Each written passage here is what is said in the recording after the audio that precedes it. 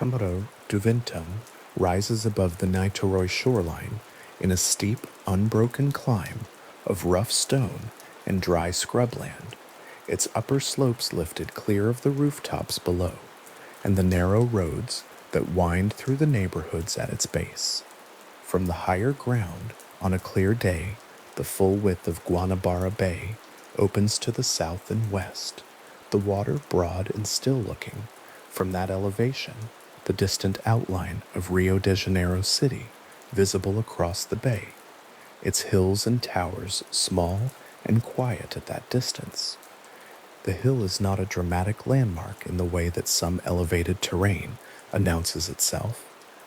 It is a steep and functional rise, rocky where the grass has worn away, covered in the middle and upper slopes with low scrub vegetation that thickens in places and opens in others onto bare ground and exposed stone. In August of 1966, the upper portion of Morro Duventum had no formal paths, no infrastructure of any kind, and no regular reason for visitors to make the climb. The neighborhoods below were populated and active. The hill above them was simply terrain, present, elevated, and largely unvisited. August in Niteroi falls in the southern hemisphere's dry season, when the air over the coastal hills holds a particular quality of heat and stillness in the later hours of the day. The scrubland grass on the upper slopes of Morro Duventum would have been dry and pale in that season, the short vegetation pressed flat in places by the rock beneath it, the exposed ground showing the reddish-brown earth typical of that region's hillsides.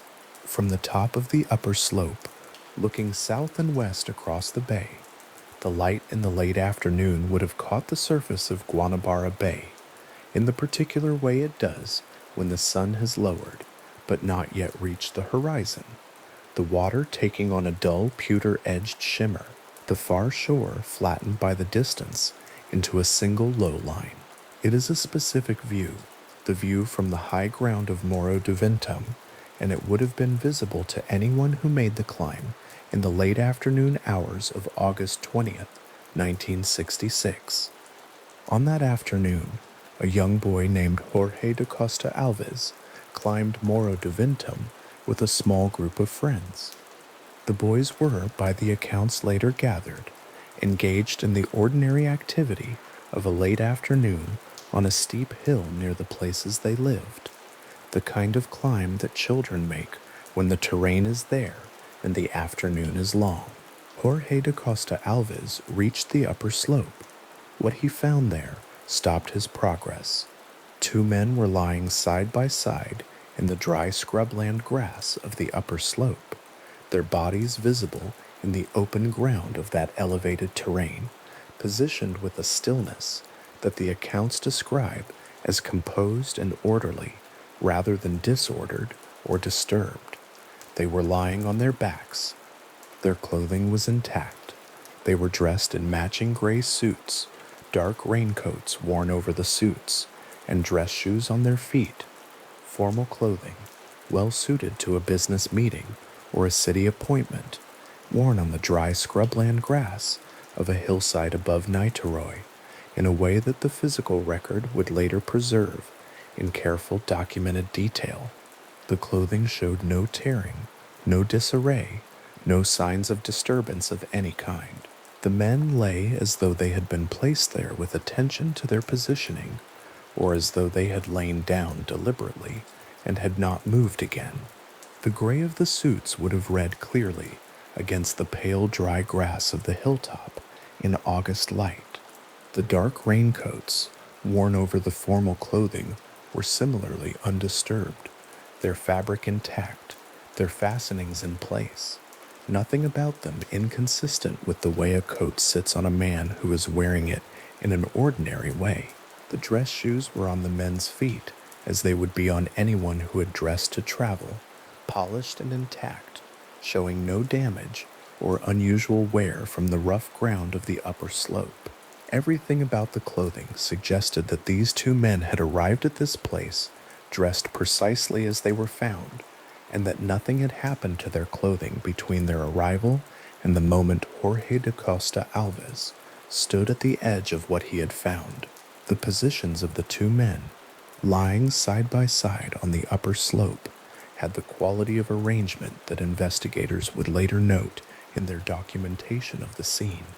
Not the sprawl of a fall, not the collapse of an illness, but the composed stillness of bodies that had been placed with care, or of men who had lain down in a considered way and remained exactly where they had come to rest. The ground around them showed no signs of struggle. The dry grass of the upper slope was not pressed down or displaced in the ways it might be if something violent or sudden had occurred. The scene, by the accounts and documents gathered in the days that followed, was orderly in a way that was complete and unbroken. On each man's face, resting across the eyes and the bridge of the nose, lay a small and roughly cut piece of lead.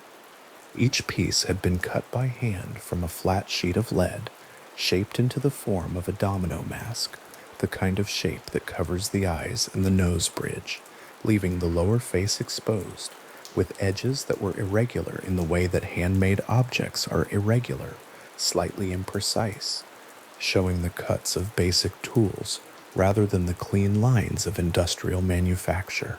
The lead was dull gray, the color of the material itself, which takes no shine and holds no reflective surface in the way that other metals do.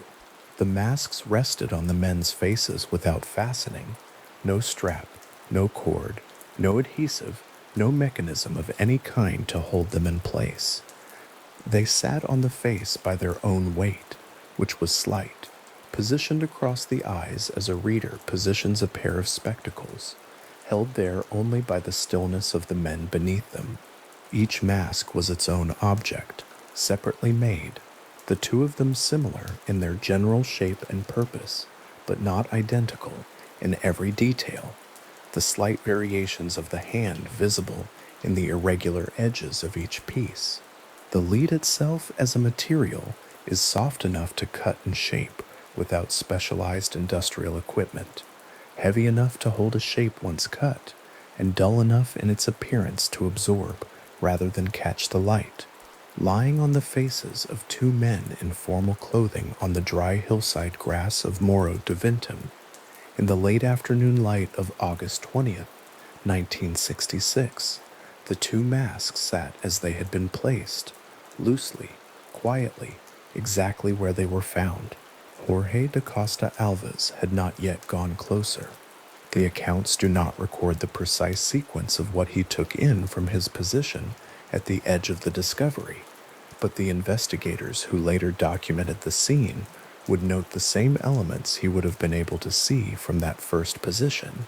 Two men in gray suits and dark raincoats, lying side by side in the dry grass of the upper slope, the small gray pieces of lead resting on their faces, the whole scene composed and still in the dry heat of a late August afternoon above Guanabara Bay.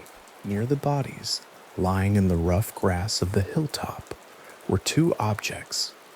One was a water bottle emptied completely of its contents, the cap absent or loosened, the bottle itself intact but entirely drained, sitting in the grass as an object that had been used rather than discarded.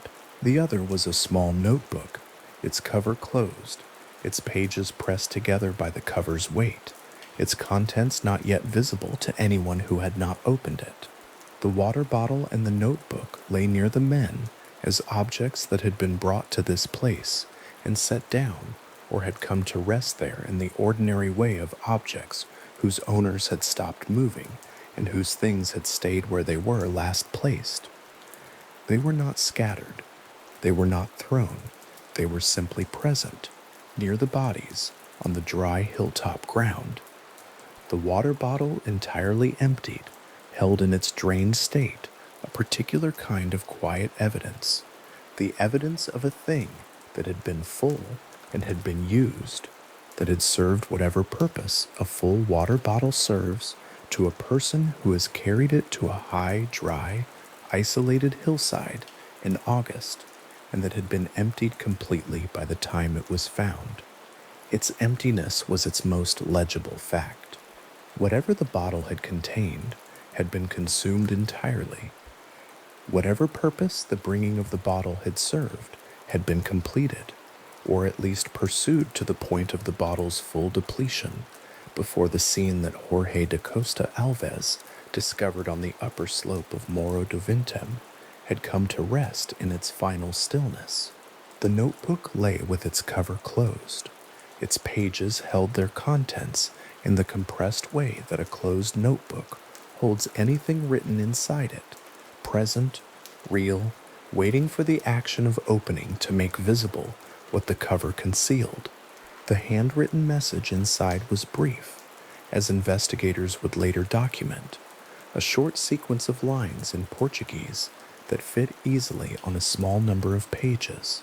But on the afternoon of August 20th, 1966, when Jorge da Costa Alves stood at the edge of what he had found on the upper slope of Morro do Vintem, and then turned to go down the hill and alert local authorities, the notebook's pages were closed. The message was there. Inside it, it had been there for the days the men had lain on the hillside in the dry August heat. It was there now, in the grass beside the bodies of two men in gray suits and lead masks, the cover pressed shut, the brief handwritten lines inside it, undisturbed and as yet unread by the investigators, who would soon begin the long work of trying to understand what the hill and the men and the objects they had left behind could tell them about what had happened at this place. Jorge da Costa Alves went down the hill. The sun was lowering over the bay. The scrubland grass on the upper slope of Morro do Vintem held the same quality of late August stillness it had held all afternoon, and the two men in their gray suits and dark raincoats remained where they were, their faces turned upward toward the sky above the hillside, the dull gray lead masks resting across their eyes in the specific composed quietness of the scene as it had been found, and as it would remain until the authorities arrived. The hill itself had been there long before any of this, and would remain after. Morro do Vintem's upper slopes had seen the ordinary passing of seasons in the way that fixed terrain sees them, the dry months and the wet, the gradual changes of the scrubland vegetation, the distant views of Guanabara Bay shifting with the weather and the light. The hill had no particular history that placed it in any wider record before August 20th, 1966. It was simply the terrain. It was steep, rocky, elevated above the Niterói shoreline, the kind of place that a person would need to make a deliberate effort to climb. Not a place a person would arrive at accidentally. Not a place that a person would end up without having chosen to go there. The formal clothing the two men wore, the gray suits, the dark raincoats, the dress shoes, carried in their orderliness a specific kind of detail that investigators would return to repeatedly. Formal clothing chosen and worn for a specific occasion, raincoats that were practical outer garments, appropriate for weather or for some other kind of anticipated exposure, dress shoes on feet that had made the climb of a rocky, steep, scrubland hillside in August heat. The combination of the formal and the practical, of clothing appropriate to a professional appointment, worn in a context that had nothing of the professional appointment about it, was simply what the record showed. The clothing was what it was, and the men had worn it to this place, and it had remained intact and undisturbed, and the investigators who came after would photograph it and describe it and note it in their files as the physical reality of the scene, fully visible, its implications quiet and open. The lead masks were the detail that the Brazilian press would later seize upon as the defining element of the case, the element that gave the discovery its particular quality as a documented event, the feature of the scene that would attach to the case and remain with it through every subsequent investigation and examination. But on the afternoon of August 20th, 1966, on the upper slope of Morro do Vintém, they were simply objects resting on the faces of two men who lay still in the dry grass. Hand-cut, irregular at the edges, dull in the August light, positioned across the eyes with a precision that was careful but held in place by nothing. They were real objects with material weight and specific physical properties. They had been made and they had been placed there, or carried there and set in position, or placed on the face by the men themselves. The record that Jorge da Costa Alves found that afternoon did not explain the mechanism of their arrival, only their presence, which was exact and documented and undeniable. The scrubland on the upper slopes of Morro do Vintém grew in the way that coastal hillside scrub in the Rio de Janeiro region grows in August, low, dry, pale at the tips where the heat and the dry season had worked on it, denser in some places and thinner in others where the exposed stone showed through. The ground between the plants was hard and dry, the kind of ground that holds a footprint poorly and releases heat slowly as the afternoon progresses toward evening. Guanabara Bay was visible from the upper slope with a clarity that the closer ground could not offer. The water's surface far below and across, the distant shoreline of Rio de Janeiro, across the water, the whole broad, flat expanse of the bay opened out under the afternoon sky. It was a specific view, an identifiable view, the view from a specific and verifiable point, on a hill above a specific city, on a specific coast. And it was the view that the two men in the gray suits would have had from where they lay if they had been facing upward, and the sky had been what their eyes met, which by the time they were found was exactly the case. The accounts of the scene that investigators later documented were careful and detailed in the way that official documentation of a discovered scene is careful and detailed, noting the positions of the bodies, describing the clothing, recording the presence and placement of the objects found nearby. The water bottle, the notebook, the lead masks, the gray suits and dark raincoats, the dry hillside grass, the composed and orderly stillness of the scene as a whole. The documentation was the beginning of a record that would accumulate over the years and decades that followed. August 20th, 1966, a record of investigation and examination, of testimony gathered and reviewed, of forensic analysis conducted and reported, of questions raised and questions that would remain without determined answers. But the record began here, on the upper slope of Morro do Vintém, with the scene that Jorge da Costa Alves found, and then went down the hill to report. The steep descent from the upper slope to the neighborhoods below would have taken the boy through the lower scrubland and down the rough terrain of the hillside's lower sections, away from the composed stillness of the scene above, and back into the ordinary inhabited spaces of Niterói below. The hill behind him held what it held. The sun was moving toward the horizon over the bay.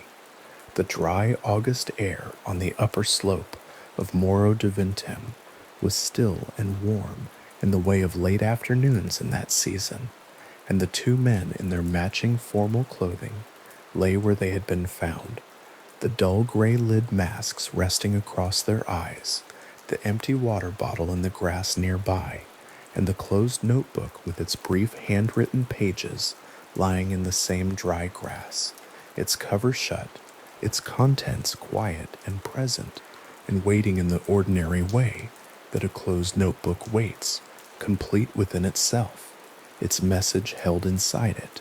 Patient as the hill, the bay glittered at a distance below, and to the west, the late light crossing the surface of the water in the broad, flattened way it does when the afternoon has run its full course, and the evening is beginning to establish itself over the coastal hills of Rio de Janeiro state.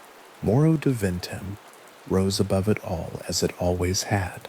The same steep terrain, the same scrubland, the same rough stone, the same unobstructed view across the wide surface of Guanabara Bay toward the far shore. The scene on the upper slope had been there for days before Jorge da Costa Alves found it, undisturbed by any foot traffic in that isolated terrain, the August heat moving over it in the slow way that heat moves over a fixed and quiet thing.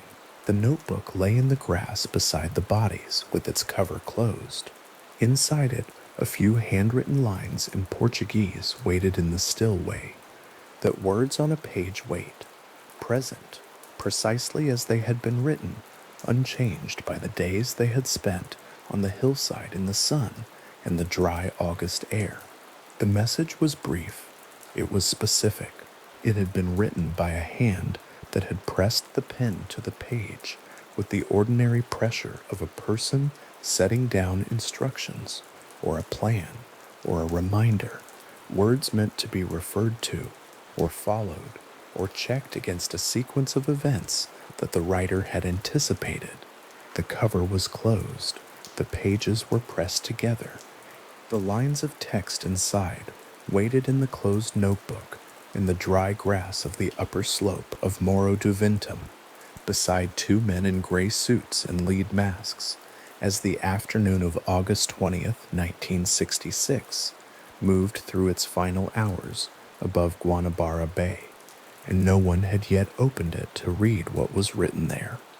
Campos dos Goitacazes sits approximately 280 kilometers northeast of Niterói, in the northern reaches of Rio de Janeiro state, where the coastal flatlands give way to a broader agricultural interior. In 1966, it was a working city of moderate size, not large enough to appear prominently in national news, not small enough to be unmoored from the wider rhythms of Brazilian urban life.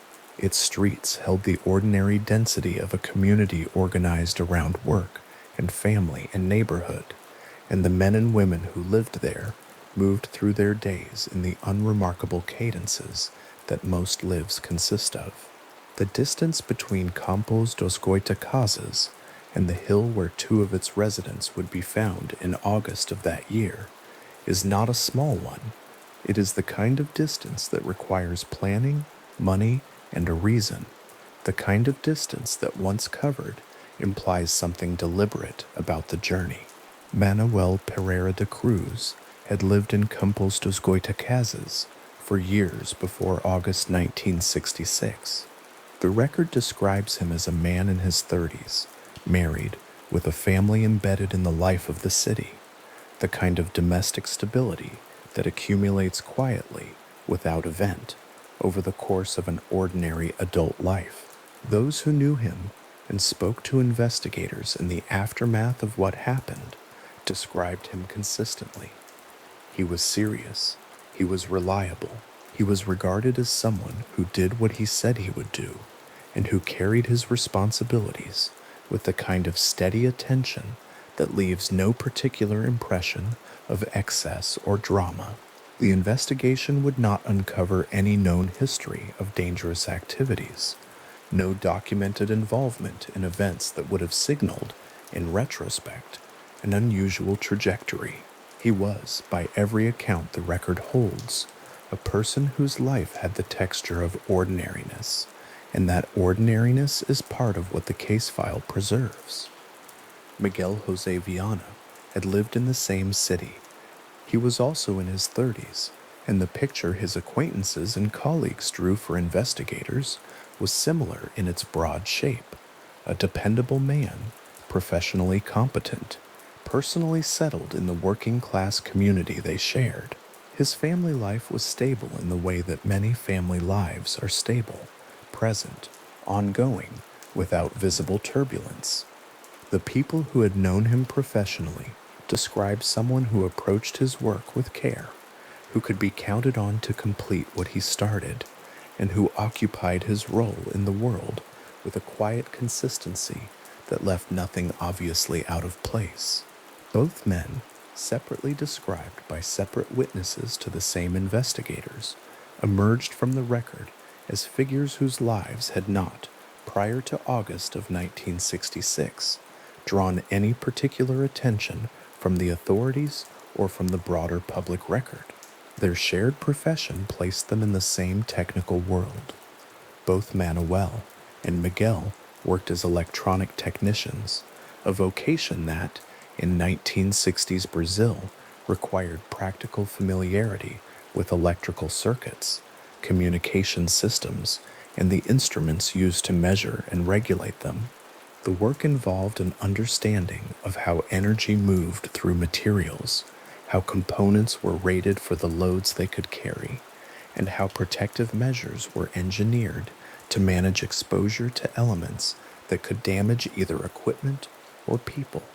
It was skilled work, methodical work, the kind of occupation that rewards attentiveness and punishes carelessness. In the professional landscape of a mid-sized Brazilian city in that era, it was also respected work, the kind of thing a man did with his hands and his training, and that provided a stable livelihood. That they shared a profession was one of the facts the case file would return to repeatedly, not because the work itself was implicated in anything, but because it established what they knew how to do and what materials would have been familiar to them. The city they came from and the city where they were found are separated by more than distance.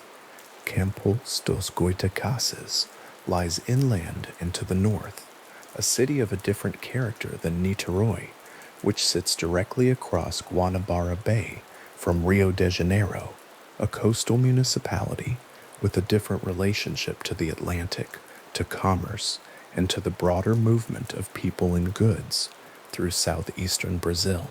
To travel from one to the other in 1966 was to cross a significant portion of the state, passing through changing landscapes of agricultural land, secondary cities, and approaching coastal topography as the northeast gave way to the south and the bay came into view.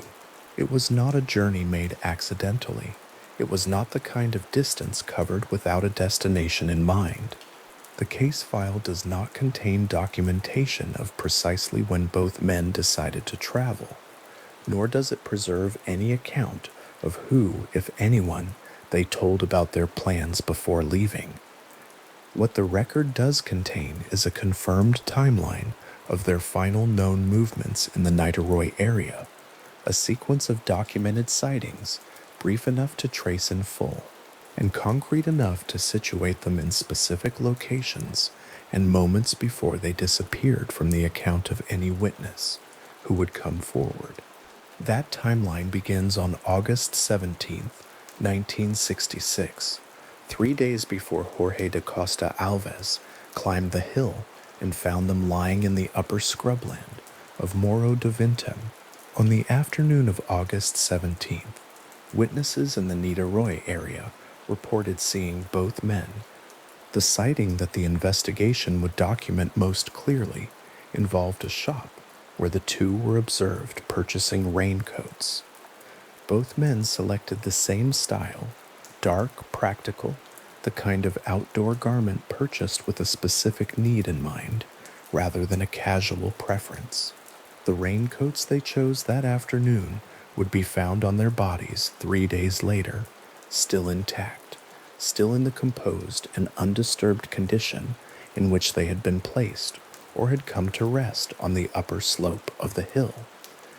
The purchase itself was a small and unremarkable transaction, 2 men in a shop, choosing coats, paying, leaving, the kind of exchange that passes without significance in ordinary circumstances, and that only acquired significance when those circumstances proved not to be ordinary.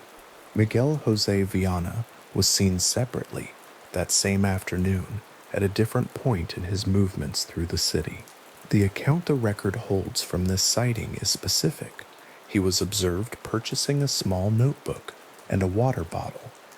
The notebook was the kind of ordinary object available in any stationery or general supply shop, unremarkable in its material form, a bound collection of blank or lined pages. The water bottle was equally commonplace, the sort of thing carried on a journey or brought along for practical hydration, in circumstances where access to water was uncertain. Neither item would have drawn a second glance at the point of purchase. They were the acquisitions of a person preparing for something practical, considered, chosen rather than grabbed. And the witness who observed Miguel making these purchases had no reason at the time to fix the moment in memory as anything other than an ordinary afternoon in a shop. The water bottle would be found completely empty on the hilltop. The notebook would be found closed beside the bodies in the grass. Both objects traveled from the point of purchase on August 17th to the upper slope of Morro do Vintum at some point in the following days, and both were recovered as evidence when the scene was examined on August 20th. The thread from shop to hilltop is one of the few unbroken lines in the documented record of what happened in those 3 days. Ordinary objects moving from a moment of purchase into the permanent custody of a case file. What occurred between the afternoon of August 17th and the morning of August 20th is not documented in any confirmed witness account that the investigation was able to trace. The hours between the last confirmed sightings in Niterói and the discovery of the men on the hill represent a gap in the record, a span of time during which no verified account of their movements, no corroborated observation of their whereabouts, and no traceable activity appears in the case file. Investigations attempted to fill that gap through witness canvassing, through inquiry into transport records, and through the kinds of lateral searches that such cases require. What the investigation could not do was close the gap. It remains in the formal documentation what it has always been, a period without a confirmed record. Manuel was 34 years old at the time of his death. The record does not expand much beyond that number when it comes to the biographical details his family and acquaintances provided, his age, his marriage, his professional standing, the general character assessments of people who knew him as a steady and competent person. The absence of dramatic material in his background was itself noted by investigators, who found no outstanding disputes, no documented conflicts, no financial or personal circumstances that would have suggested he was in difficulty or under any kind of duress in the period before August 1966.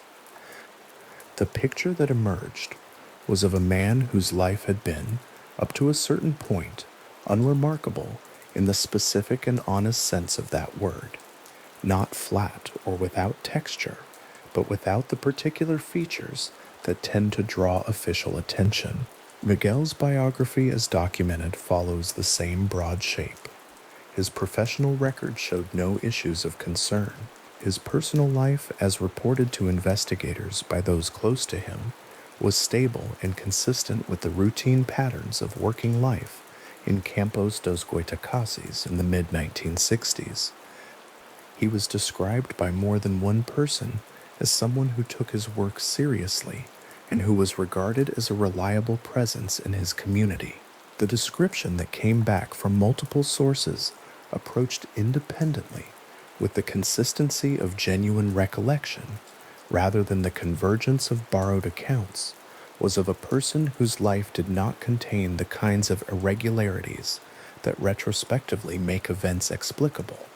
Both men were known to each other before August 1966. The case file establishes this as a confirmed fact.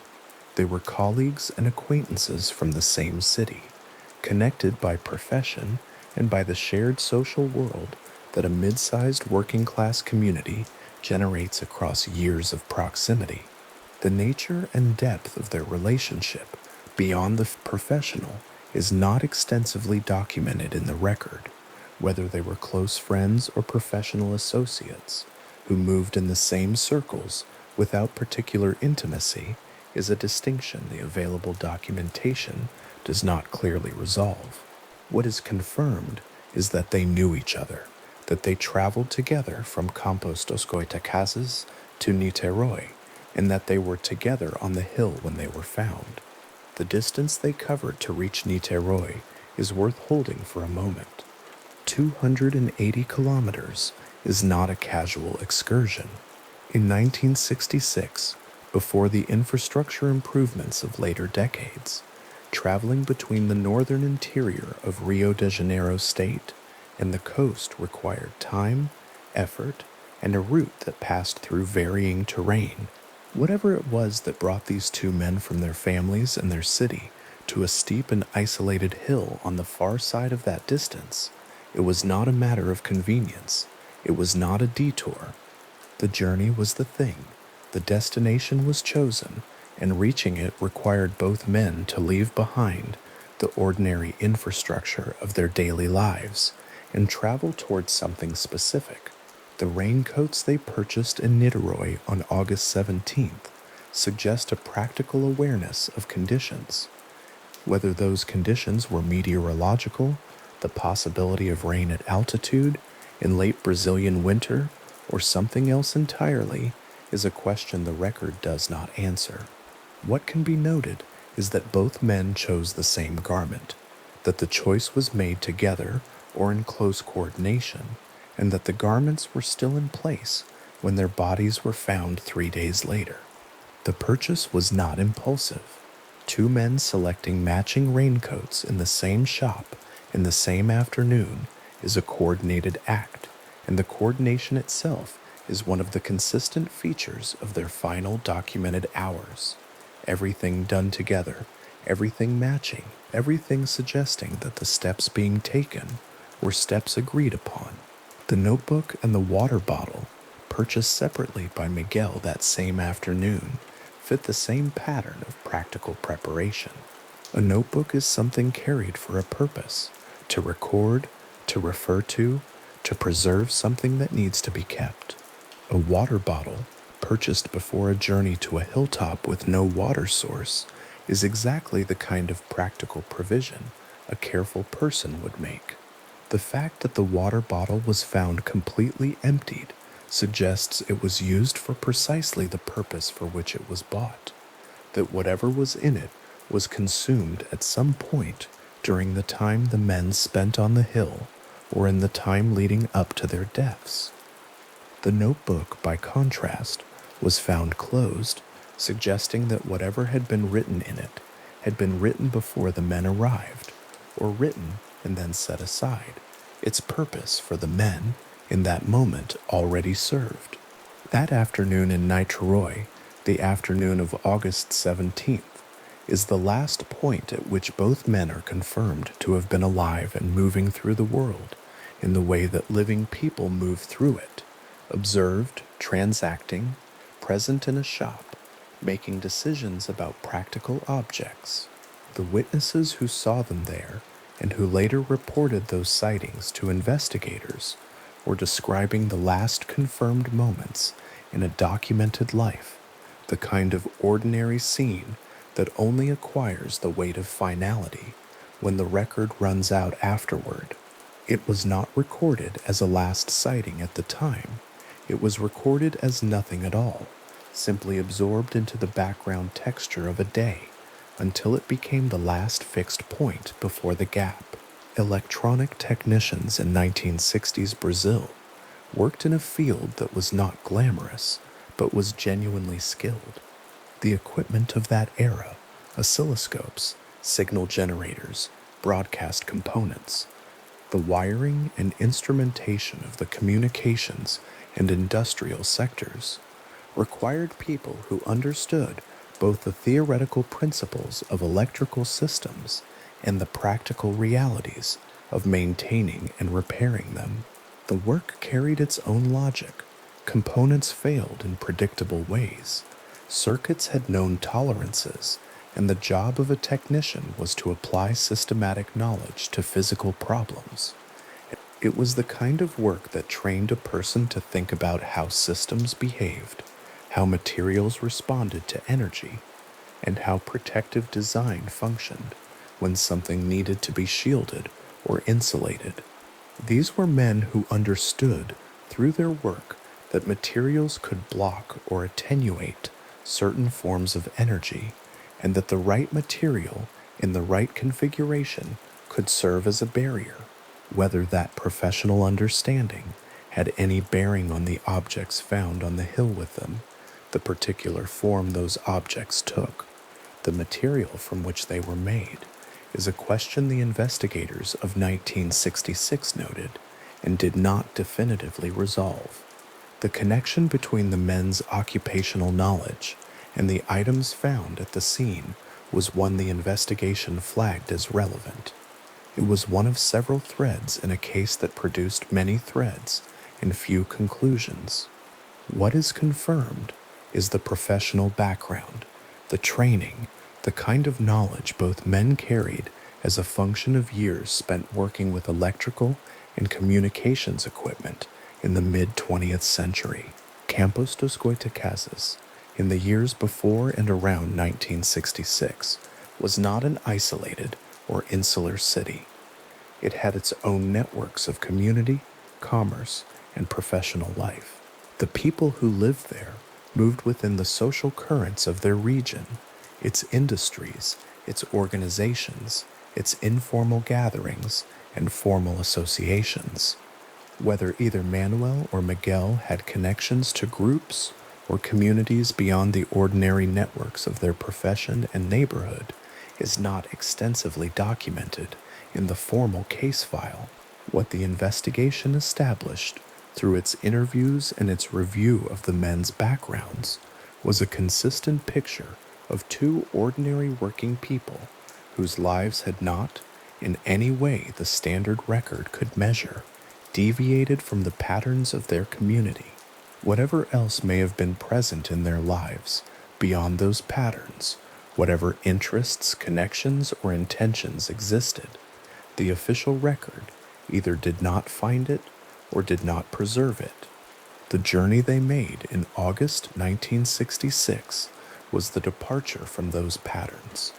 The city they left, the distance they covered, the specific hill they climbed, and the objects they carried with them, these are the documented facts that mark the point where the ordinary record ends and the case file begins.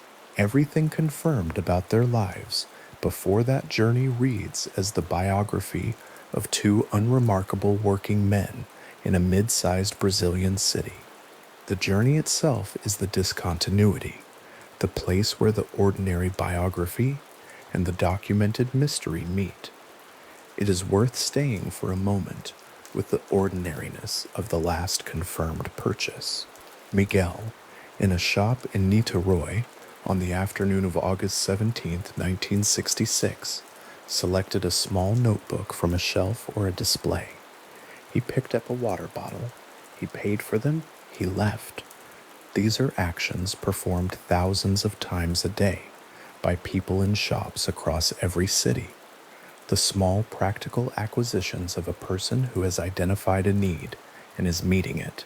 The transaction left a witness, someone who observed it closely enough to remember and later report it. The objects themselves made their way from that shop to the upper slope of a hill, 280 kilometers from where the man who bought them had lived his ordinary life, and they were found there by a boy who had climbed the hill in the late afternoon and came upon what he could not have expected to find. The account of those final documented hours in the shop sits in the case file as the last confirmed evidence of life, the last point at which the record catches Miguel José Viana in an act of ordinary presence, making an ordinary choice in the ordinary world. No confirmed witness account places either man anywhere after that afternoon. The investigation sought them in the hours and days that followed, in the records and memories that might have preserved their path, and found nothing that could be verified. The shop on the afternoon of August 17th is where the confirmed record of 2 living men ends. What the case file holds from that point forward is the record of their discovery, their documented state when found, the objects they had with them, and the long sequence of investigative attempts to understand what had happened in the gap between the last confirmed sighting and the morning of August 20th. The biography of Manuel Pereira de Cruz and Miguel Jose Viana, the biography that exists prior to that gap, is brief and consistent and ordinary in the way that most lives are ordinary when examined from the outside. A city, a profession, a family, a distance traveled, a purchase made in the afternoon, and then nothing confirmed until the hill. That afternoon, in a shop in Niterói, Miguel handled the notebook and the water bottle, ordinary objects, unremarkable at the point of acquisition, acquired for a reason that the notebook's closed pages and the bottle's empty interior would only partially illuminate when they were found. The record does not confirm what either man said to the other in those hours. It does not preserve what they were thinking, or what they expected, or what had brought them such a distance from their city and their families. It confirms the purchase. It confirms the objects. It confirms that this was the last moment either man was observed alive by anyone who would later report it to investigators. After that afternoon, no confirmed witness ever placed either Manuel Pereira de Cruz or Miguel Jose Viana in the world again. The lead masks were cut by hand. That is the first confirmed fact about them, not what they meant, not what purpose they served, but what they were as physical objects, pieces of flat lead sheeting, worked with basic tools, shaped into a form that covered the eyes and the bridge of the nose, their edges slightly irregular in the way that handmade things always are, the lead soft enough that the cutting left small imprecisions along each border. They were not manufactured. They were not produced by any industrial process. Someone had taken flat sheets of lead and, using whatever tools were available, had cut them into the shape they needed. The shape itself was specific. It was not a full face covering. It was not a mask in the theatrical or ceremonial sense. Nothing that covered the jaw, the forehead, the cheeks, or the chin. The form was closer to what might be called a domino mask, a narrow horizontal piece shaped to sit across the eyes and rest along the bridge of the nose, leaving the rest of the face fully exposed. The choice of that particular shape, narrow and targeted, covering exactly the eyes and the area immediately around them, implied something deliberate about what part of the face the design was meant to address. Whatever the masks were made for, the people who made them had a specific concern about the eyes and had shaped the protection accordingly. Lead is a material with well-documented physical properties, and those properties would have been familiar to 2 men who worked as electronic technicians. It is dense. It is soft enough to cut and shape with ordinary tools. And it is, in the context of radiation physics, a recognized and practical shielding material, one that attenuates the passage of gamma rays and X-rays in ways that other common materials do not. The use of lead in protective contexts was not esoteric or unusual knowledge in the 1960s. It was documented, applied, and well established in medical and industrial settings, where ionizing radiation was a professional concern. Lead aprons were standard equipment in radiological contexts. Lead-lined barriers were used in facilities where radioactive materials were handled. The material's protective value was a practical fact, not a theoretical one. And the people who worked around electrical and technical instrumentation in that period would have had some familiarity with the concept of shielding, with the idea that certain kinds of energy could be attenuated or blocked by the right material placed correctly between a source and a person. Whether that background directly informed the construction of these particular masks is something the record does not establish. The connection has been noted by investigators that two electronic technicians would have had occupational knowledge consistent with understanding lead's shielding properties, but noting a plausible connection is different from establishing a causal one. What the record confirms is the profession and the material. What the profession implies about the material choice is a line of reasoning that investigators followed, documented, and left open. The masks had no fastening mechanism. There were no straps. There were no ties, no elastic, no adhesive residue, no evidence of any system designed to hold them in place against a face. They rested where they were found, on the faces of the two men, by nothing more than the weight of the lead itself and the shape of the surface they lay on. This meant that whoever placed the masks, or whoever put them on, would have needed to be lying still, or to lie still shortly afterward, in order for the masks to remain in position. A person moving freely, walking, standing, turning their head, would have lost them almost immediately. The design, or the absence of a fastening design, implied an intent to be stationary, to be lying or sitting in a fixed position, eyes directed at something specific, while the masks remained in place. That implication is worth holding for a moment, because it is one of the few things the physical object itself appears to communicate without ambiguity.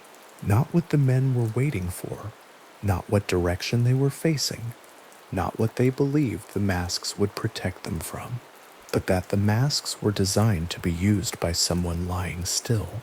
The lead's weight, the absence of any mechanism to secure it, the shape that would slide off a tilted or moving face. These are not features of a protective device meant to be worn during active movement. They are features of something meant to be placed and held by stillness alone. The material itself, in the context of the 1960s Brazilian technical landscape, was not difficult to acquire. Lead sheeting was available through hardware suppliers, plumbing and construction contexts, and technical supply channels. Two men with professional backgrounds in electronics and instrumentation would have known where to find it. The cutting would have required only basic tools, tin snips, a sharp knife, a template to work from. The work itself would not have been complicated. The masks were in that sense ordinary objects, made from ordinary materials, using ordinary methods. Their strangeness lay entirely in where they were found, and on whose face they were resting, not in anything unusual about the craft or the materials involved. The shape they made has been described in the case documentation, reproduced in press photographs, and examined by Brazilian investigators and independent researchers over the decades since 1966.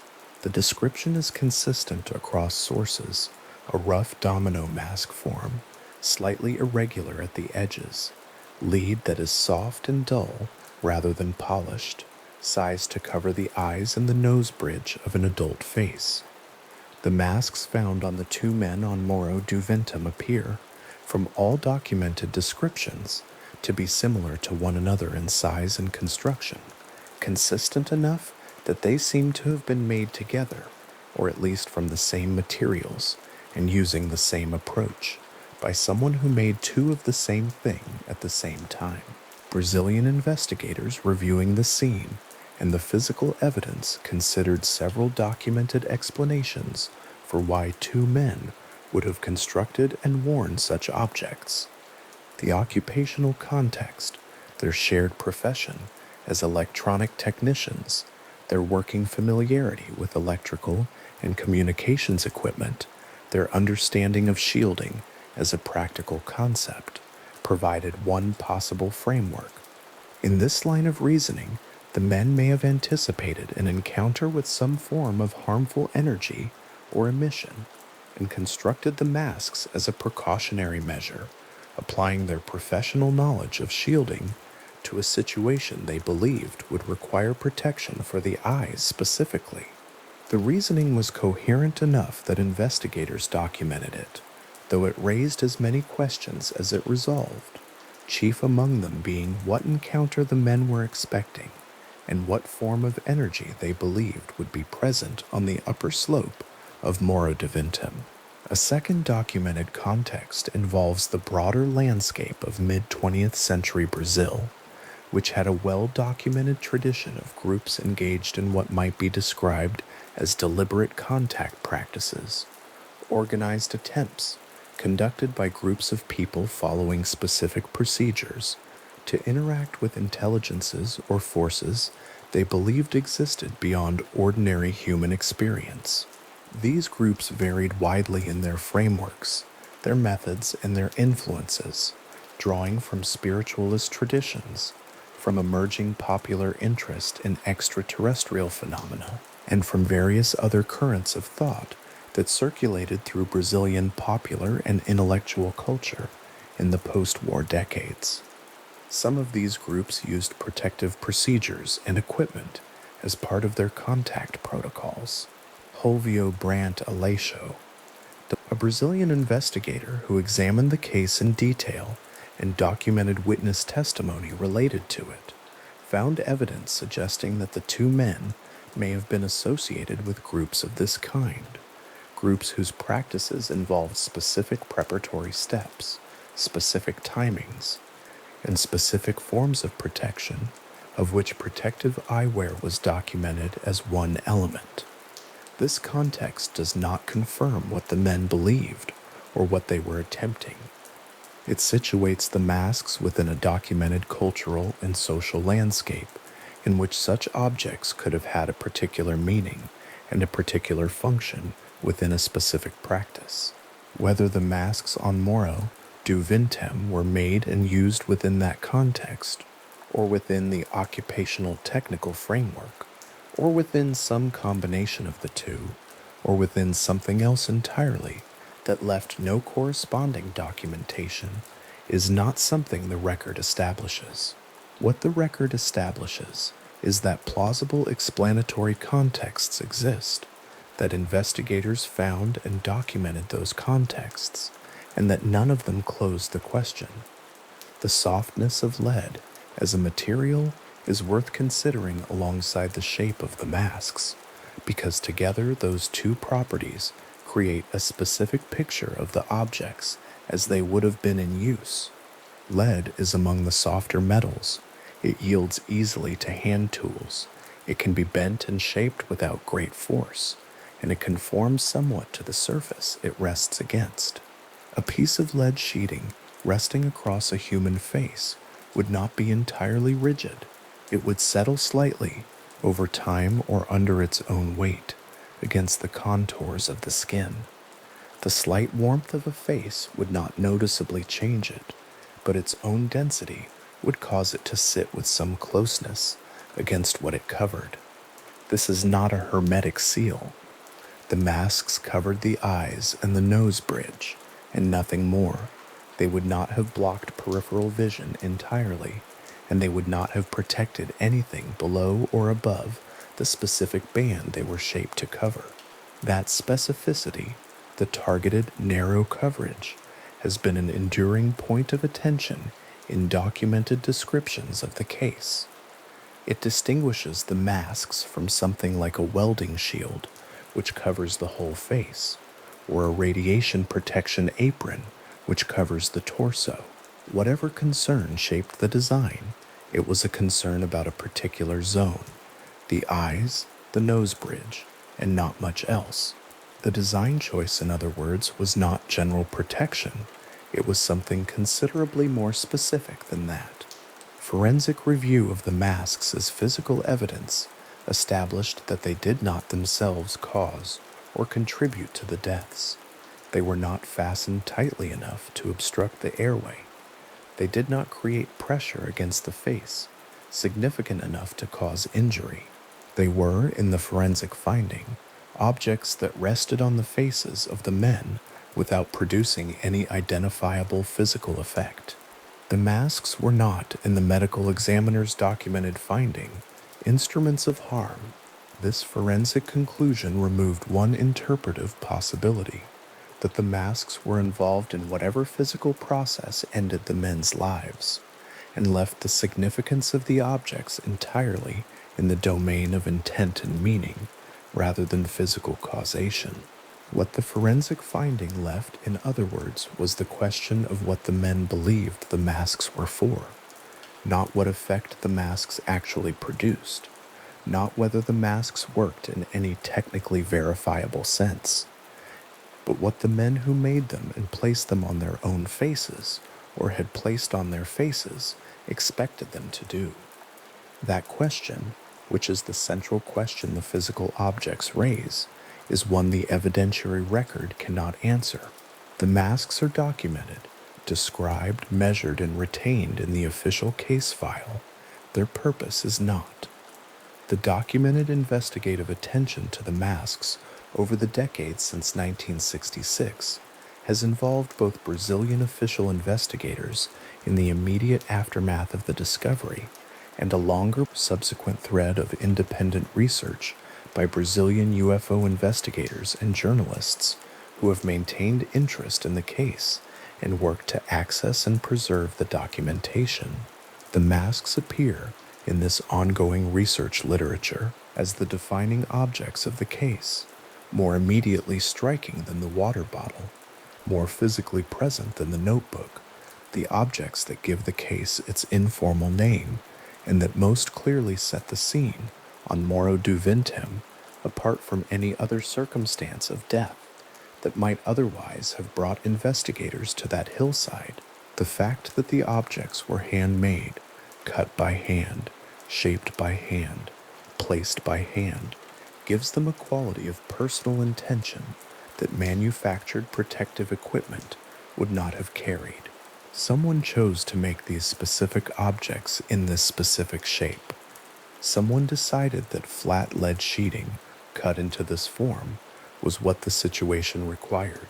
That decision is documented in the physical existence of the masks themselves, even if the reasoning behind the decision is not. The lead used in the masks was, by all documented descriptions, ordinary commercial lead sheeting, the kind of material available in the mid-1960s from technical suppliers and hardware contexts, not a specialized or unusual grade of lead with any distinctive provenance. Analysis of the material did not reveal any unusual composition or any treatment of the lead that would have distinguished it from standard commercial supply. The masks were made from unremarkable material. The making of them was the remarkable part. In examining the documented record of what investigators found and what they concluded, it is worth holding the distinction between the masks as physical objects and the masks as evidence of intent. As physical objects, they are small, hand-cut, dull gray pieces of soft metal with slightly irregular edges. They cover a specific zone of the face. They have no fastening mechanism. They were found lying on the faces of two men on the upper slope of Morro do Vintém on August 20th, 1966. All of this is documented. As evidence of intent, they imply that the men who wore them or had them placed on their faces believed that something about their situation required protection for the eyes and had gone to the specific effort of constructing that protection themselves from materials they sourced, shaped, and brought to a hilltop. That implication is also documented in the sense that the physical existence of the objects cannot be explained without some act of deliberate preparation behind it.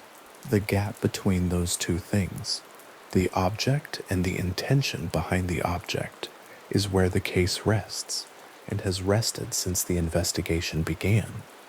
The investigative interest in the masks has not been limited to their physical composition or their possible practical purpose.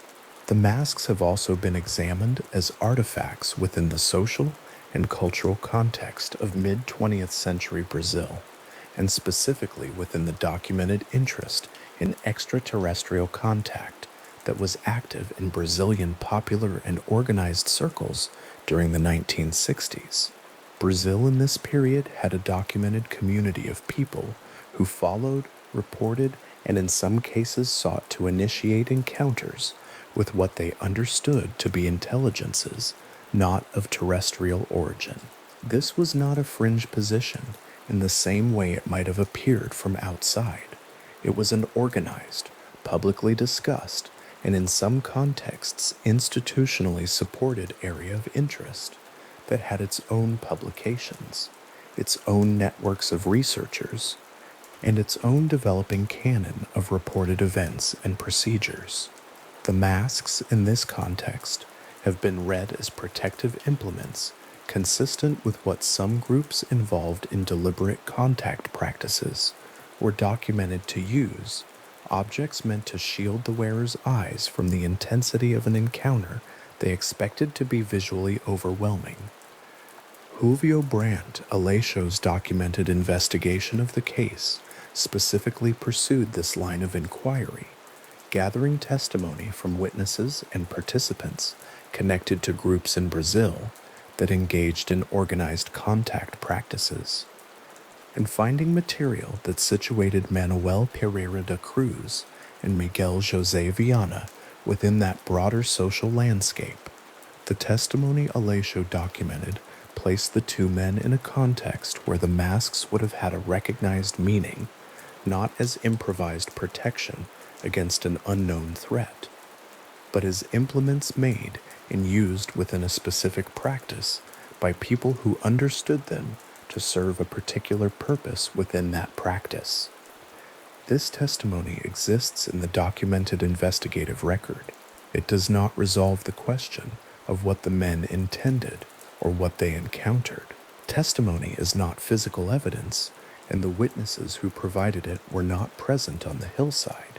What the testimony provides is a social and cultural frame within which the objects make a different kind of sense than they would in isolation, a frame in which two men cutting lead masks before climbing a hill at a specific time to wait for an agreed sign is not a fragment of behavior disconnected from any recognizable context, but something that fits, however partially, into a documented tradition of practice that was active and organized in Brazil in the 1960s.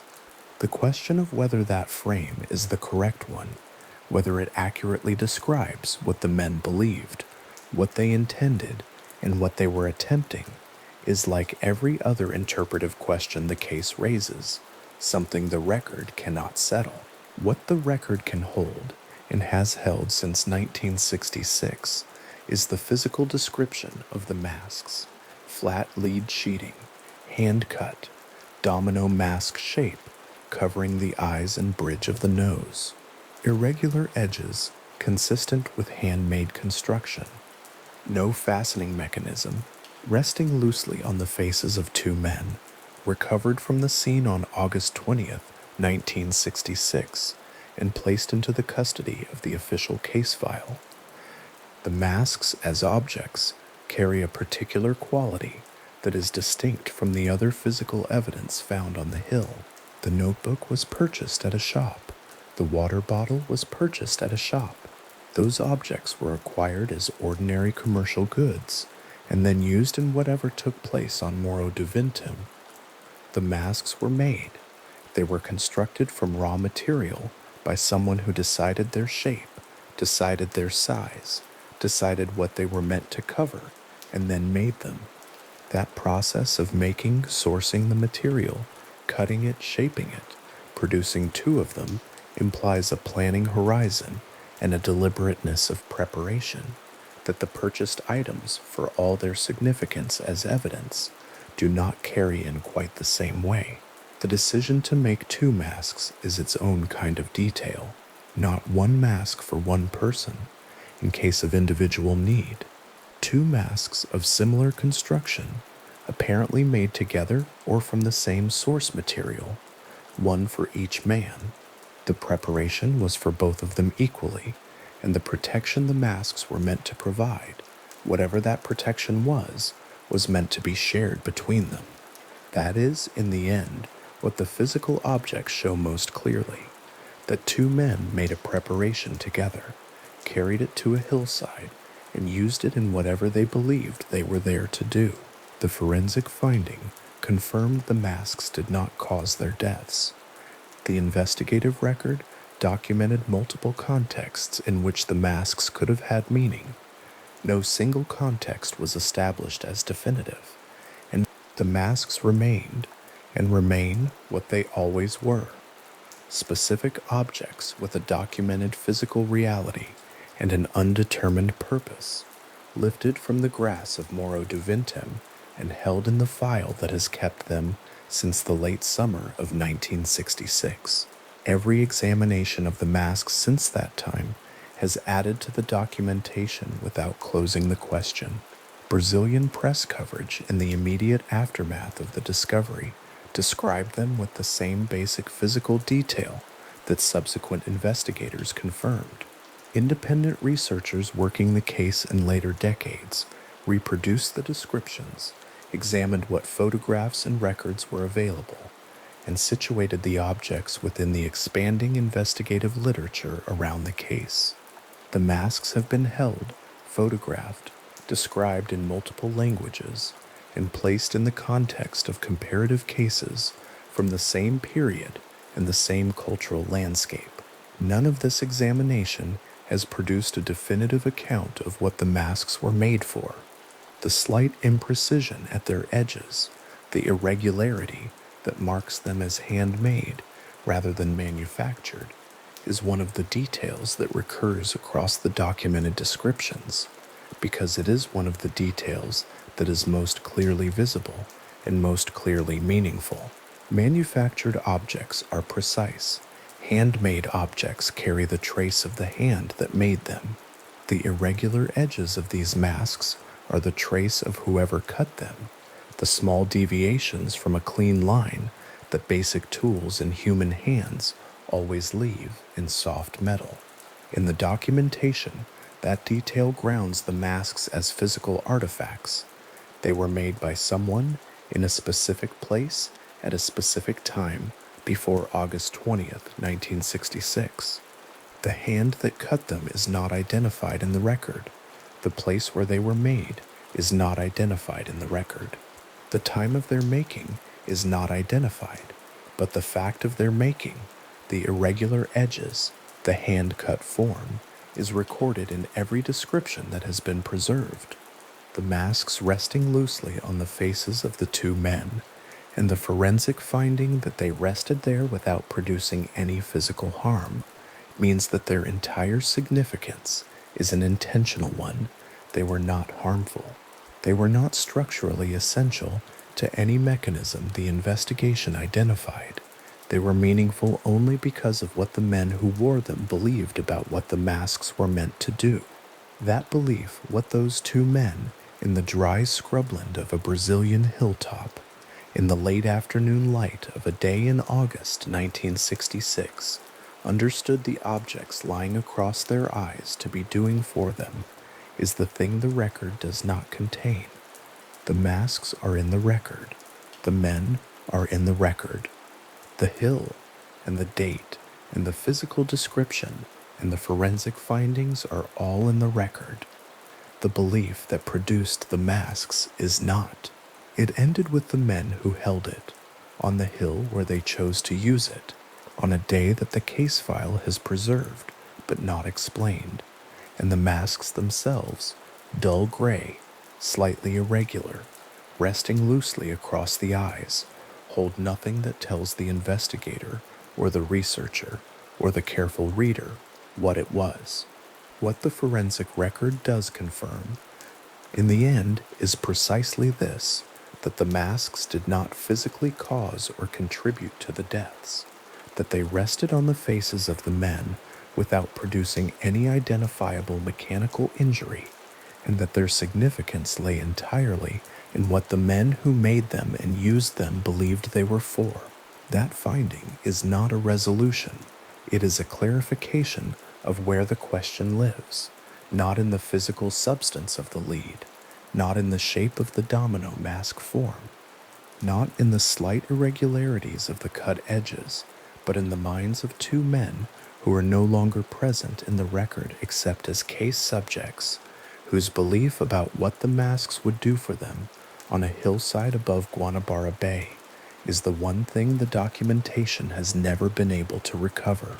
The masks remain in the case file. They are there still, as far as the documented record confirms, physical objects retained by Brazilian authorities, part of the formal archive of an investigation that was never resolved. They were cut by hand from flat lead sheeting. They were shaped to cover the eyes and the bridge of the nose. Their edges are slightly irregular. They have no fastening mechanism. They were found on August 20th, 1966, on the upper slope of Morro do Vintém, resting on the faces of Manuel Pereira da Cruz and Miguel José Viana, and they have remained in the keeping of the official record ever since, held there, documented, described, and still not explained. The note was brief. That is the first thing worth holding, not its meaning, not its implications, not the questions it would eventually carry into the formal record of the case, but the simple physical fact of its brevity.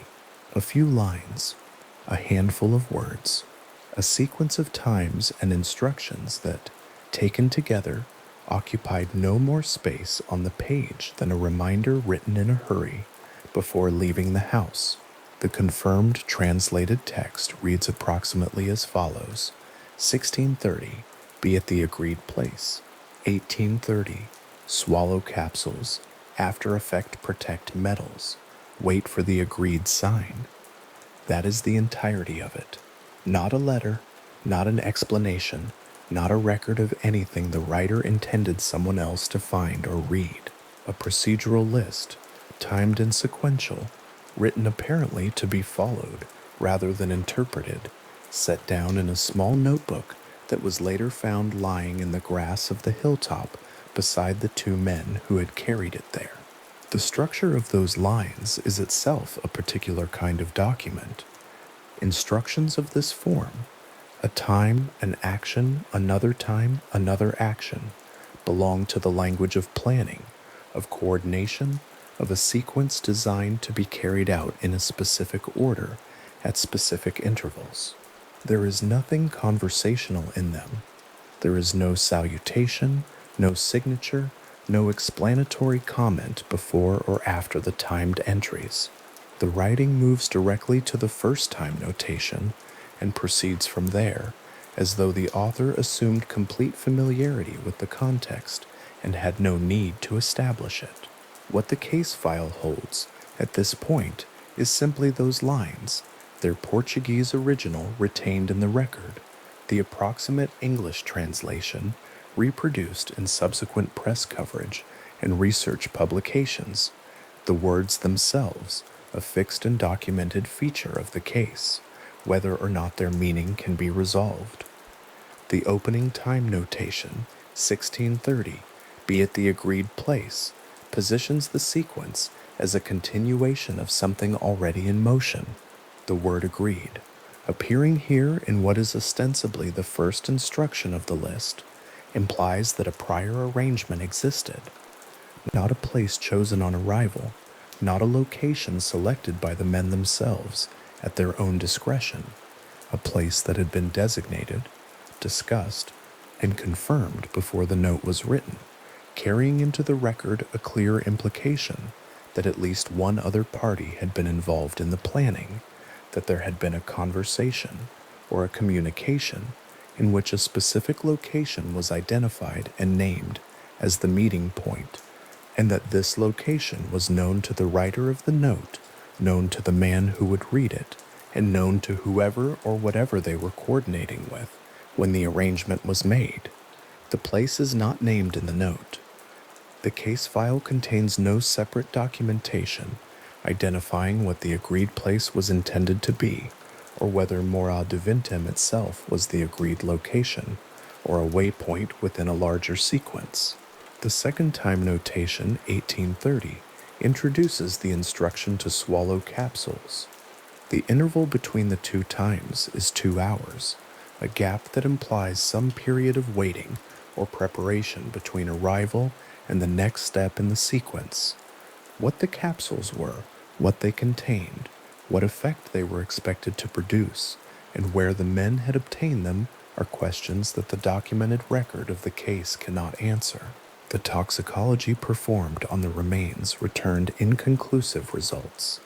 The decomposition of the tissue, by the time forensic examination took place, was cited as the primary limiting factor in that analysis, and the analytical capacity of Brazilian forensic science in 1966 introduced additional constraints on what the testing could reliably determine. The case file records that capsules were referenced in the note. It does not record that any capsule residue, container, packaging, or associated material was found at the scene among the items recovered. The note names them. The physical evidence does not corroborate their presence beyond the written reference. What investigators had, in the end, was a written instruction to take something, and no material trace of what that something was. The phrase that follows the capsule instruction, after effect, protect metals, has been the subject of considerable interpretive attention in the decades since the case was first reported, and it remains in the documented record, a phrase whose specific operational meaning was never established.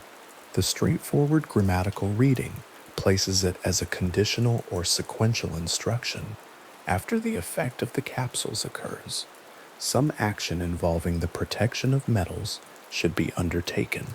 What effect was expected and what timeline it would follow cannot be determined from the text itself.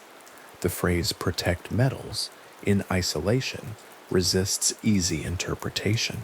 Metal shielding, in industrial and technical contexts of the 1960s, referred to the practice of surrounding conductive or sensitive components with protective material to prevent electromagnetic interference or to block the transmission of specific types of energy.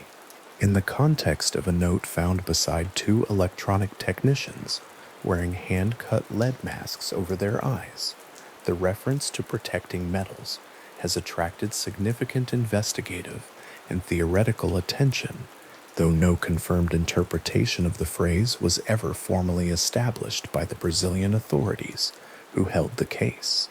The words sit in the record as they were written, a short directive, its referent unresolved, its operational context a matter of ongoing open question. The final instruction, wait for the agreed sign, returns to the language of prior arrangement and coordination that opened the note's sequence. The sign, like the agreed place, was something previously identified and defined. It was not to be improvised or inferred. It was agreed, that specific word, again, carrying the implication of a communication in which a future event was named and recognized as the expected signal. What form that sign was meant to take, whether visual, auditory, mechanical, electronic, or something entirely outside those categories, is not specified anywhere in the note. The word wait positions the men as recipients rather than initiators at this final stage of the sequence. They were to take the capsules, protect the metals, and then hold their position until something external occurred, something already known, already agreed upon, already expected to arrive within the timeline the instructions implied. Whatever they were waiting for, the documented record of the case contains no indication that it arrived, or that anyone came for them, or that the agreed sign was ever produced. Document examiners who reviewed the notebook concluded that the handwriting in the note was consistent with belonging to one of the two men found on the hill. The specific methodology and comparative samples used in that analysis are retained in the case documentation, and the conclusion that the hand that wrote the note was most likely the hand of one of the victims was treated by investigators as a reliable finding rather than a point of active dispute. What that finding establishes is a meaningful distinction in the interpretive picture of the note. The instructions were not delivered to the men in written form by a third party. They were not typed and handed over, not printed and distributed, not written by someone else and passed along for the men to follow. One of them or both working together transcribed those instructions into the notebook. The act of writing the note was their own act. The question the case file cannot answer, and the question that has remained open since the investigation first documented this finding, is where the instructions themselves came from. The handwriting belonged to one of the men. The origin of what they wrote did not. The distinction between the transcription and the source is the central unresolved point of the documentary record as it concerns the note. A person can copy instructions without having composed them. A person can write out a sequence of time directives without having generated the plan those directives describe. The note in the notebook was written by one of the men on the hill. This is what document examination established. The plan, the note encoded, whoever devised it, whatever conversation or transmission produced it, whatever group or individual or other source it originated with, was never traced. Brazilian police conducted the initial investigation. Independent researchers, including those affiliated with Brazilian UFO research organizations, who took an active interest in the case from its earliest days of public attention, conducted subsequent inquiries over the following decades. No group, no organization, no individual was ever identified as the originating source of the instructions. The note's parentage, in the terms the documentary record uses, is simply unknown. The compressed format of the note, its brevity, its timed entries, its operational language, is itself a feature of the document that repays careful attention, though that attention must be held within the limits of what the record actually shows. Written instructions designed to be followed, rather than read, share certain consistent formal properties. They omit context that the intended reader already possesses. They move directly to action without preamble. They assume a shared understanding of terminology, location, and expected outcome that does not need to be spelled out, because all parties involved already hold it. The note in the notebook conforms to all of those properties. It is written as though by someone for whom the full context of what was planned required no additional documentation, not because the context was being deliberately concealed, but because it was already understood. The intended reader of those instructions, whoever wrote them, and whoever had access to the plan they described, was not expected to be a stranger to the material. The time references carry their own documentary weight. 1630 and 1830 are specific, named hours, not approximations. A timed sequence of this precision implies that the events it describes were expected to occur in a particular order, within a particular window, and that the window itself was not flexible. Investigative attention fell on those times in part because they could, in principle, be correlated against the movement of people and vehicles in the Netroy area on the relevant date. The difficulty was that the date of the men's deaths could not be established with certainty. The bodies had been on the hill for an estimated 2 to 3 days before Jorge da Costa Alves climbed the slope and found them on August 20th, 1966, meaning that the timed instructions in the note could have been followed on August 17th, the date of the last confirmed sightings, or on one of the 2 subsequent days. The specific hours named in the note, the precision of them, could not be correlated against a known day with enough certainty to allow investigators to search meaningfully for witnesses or activity that might match the timeline.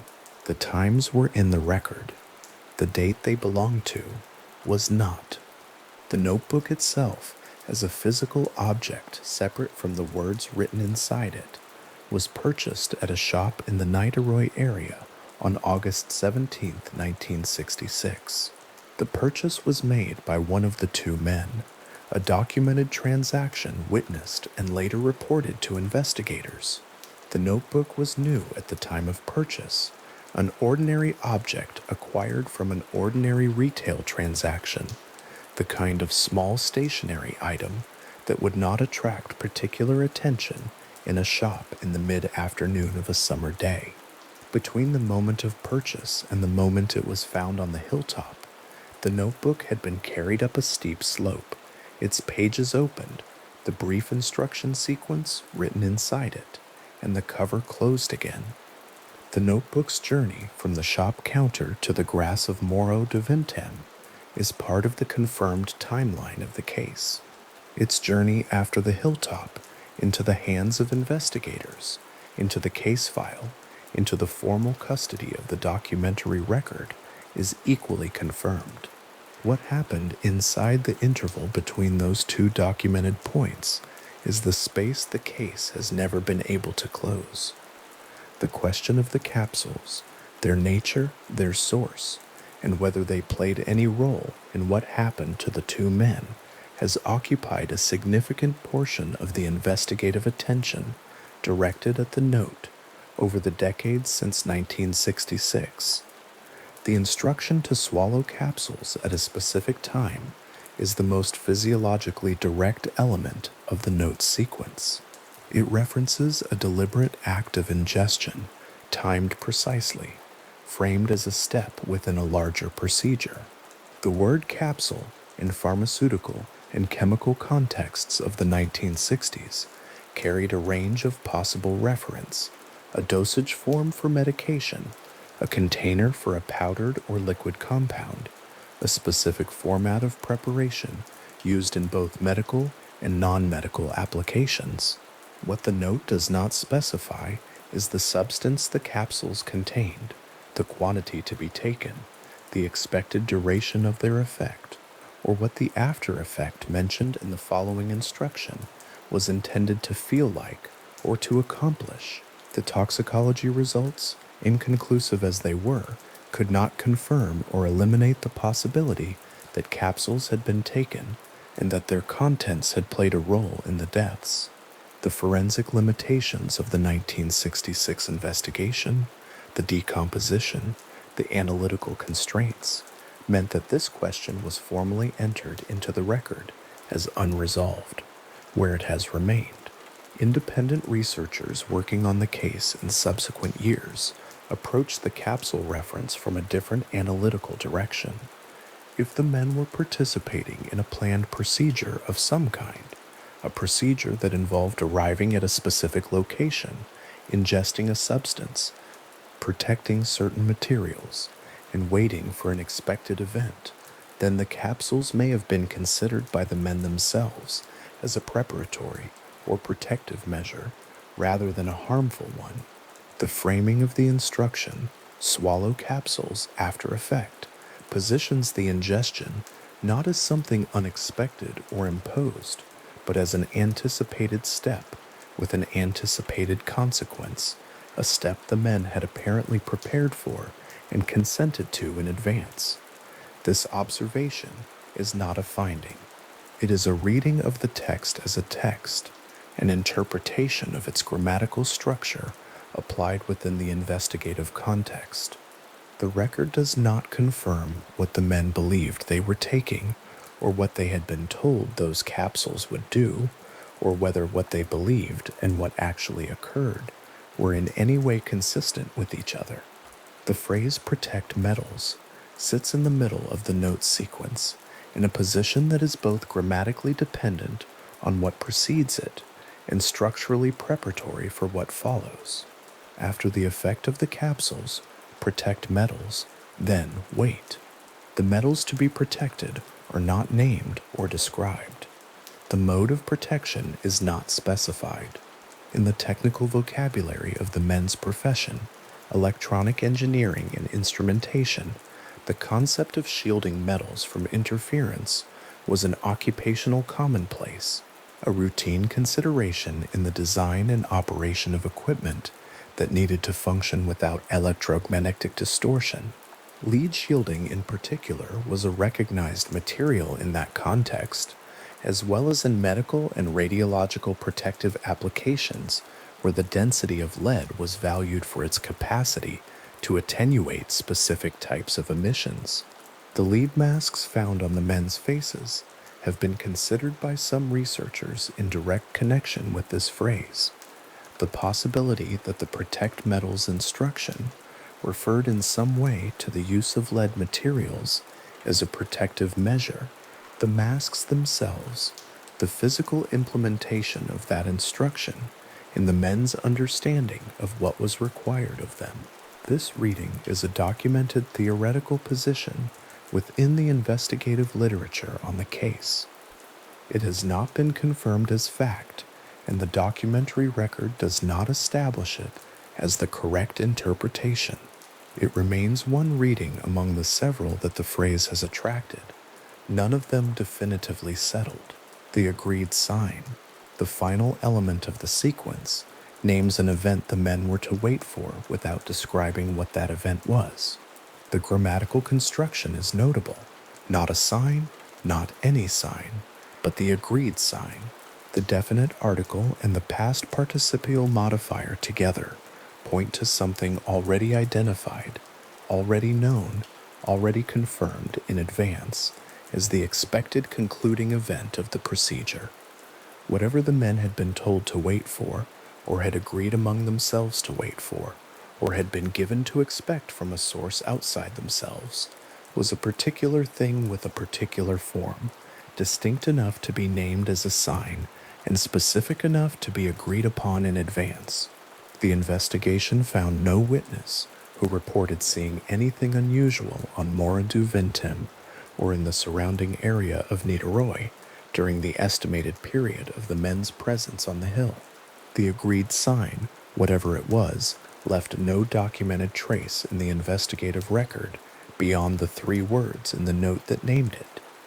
The note has been reproduced in Brazilian press coverage of the case and in publications produced by Brazilian UFO research organizations, whose members were among the earliest investigators to document the full range of evidence and to preserve it for subsequent review. That reproduction means the note's text has been in the public record since the late 1960s and early 1970s, available to researchers, journalists, and investigators who have engaged with the case over the following decades.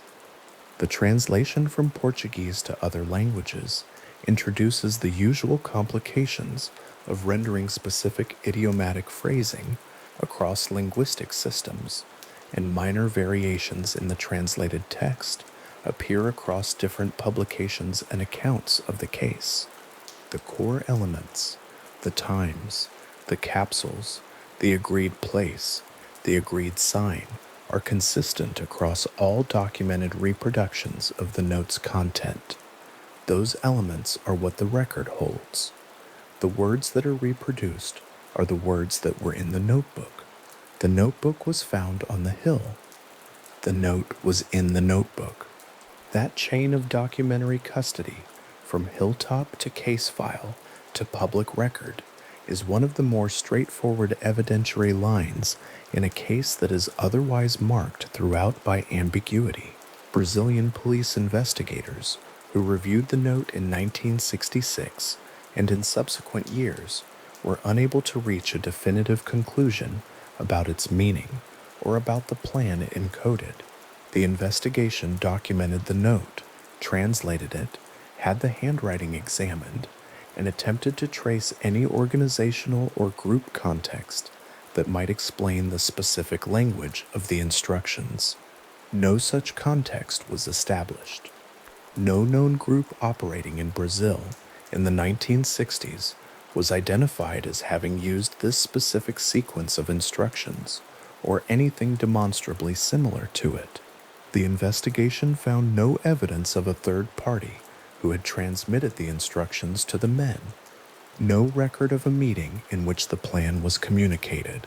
No correspondence, no other documents, no financial or logistical trail that would point toward an organizational origin for what the note described. The absence of that trail is itself a documented feature of the investigative record, not a gap created by insufficient effort, but a formal absence confirmed by investigators who looked for the evidence and did not find it. The independent researchers who engaged with the case in the years and decades following the initial investigation approached the note from a range of theoretical positions. Some considered the language of the note consistent with the procedures described by groups in Brazil that were engaged during the 1960s in organized attempts to make contact with extraterrestrial sources. Groups whose documented practices included the use of specific protective measures during contact attempts, the ingestion of preparatory substances, and the observation of precise timing conventions tied to expected contact events. Others approached the note from an industrial or technical angle, reading the capsule instruction as potentially related to a substance used in some kind of experimental procedure, the protect metals instruction as a technical safety step, and the agreed sign as an anticipated measurable event. Still others considered the note as evidence of a planned ritual procedure of a more broadly spiritual character, unconnected to extraterrestrial contact, specifically, but consistent with documented practices of Brazilian spiritual movements of the period that incorporated precise timing, physical preparation, and the expectation of a confirming phenomenon. None of these interpretive frameworks was confirmed by the documentary record of the case. All of them were documented as investigative directions that had been followed and that had not produced a definitive result. What the note does not contain is as worth attending to as what it does. There is no expression of doubt or uncertainty in the text. There is no conditional formulation, no if the sign appears, or if the effect is as expected. The instructions are flat and declarative, written as though the outcome of each step was not in question, as though the sequence would proceed as described. The confidence embedded in the note's grammar, its lack of hedging, its precise times, its use of agreed rather than proposed or planned, is a feature of the document that investigators and researchers have returned to repeatedly, because it suggests that whoever devised the plan and whoever followed it shared a settled expectation of what was going to happen. What actually happened to the two men on the hill is the one thing the case file does not contain. The note describes a sequence that was meant to lead somewhere. Where it led is the question that has remained in the record, unresolved since August 1966. The handwriting finding that one of the two victims wrote the note settles one question while leaving the larger question entirely open. The mechanics of the transcription are established. A person with a documented identity, whose hand can be matched to specific letter forms in the written record, sat down at some point before August 20th, 1966, and wrote those instructions into a notebook purchased in Niterói on August 17th. The act of writing is confirmed. The writing was deliberate, not hurried into illegibility, not fragmented or incomplete. The full sequence of timed instructions was set down in a form that the document examiners who reviewed it found consistent and legible. The man who wrote those lines understood what he was writing. He had the information to write it. The question of where that information came from, who had told him to be at an agreed place at 16:30, who had told him to take capsules at 18:30, what the agreed sign was, and how he had come to know it would be a sign, is the question that every investigative avenue followed, and that every investigative avenue failed to answer. The note stayed in the case file. It was logged, preserved, and documented as one of the three principal items of physical evidence recovered from the hilltop. The notebook that held it was retained alongside the lead masks and the empty water bottle. Each item assigned its place in the formal archive of an investigation that produced no final conclusion. Over the years since the case was first filed, the note has been reviewed by investigators at various stages of renewed attention to the case, each review working from the same fixed text, the same established handwriting attribution, the same translated language. The words have not changed. The times are still 1630 and 1830. The capsules are still named. The agreed sign is still what the men were waiting for. The file that holds the note has been opened and closed many times since the summer of 1966, and each time it is opened, the note is there, as brief as it always was, as timed and procedural as it was on the day it was found, its instructions intact, and its origin still without a documented answer.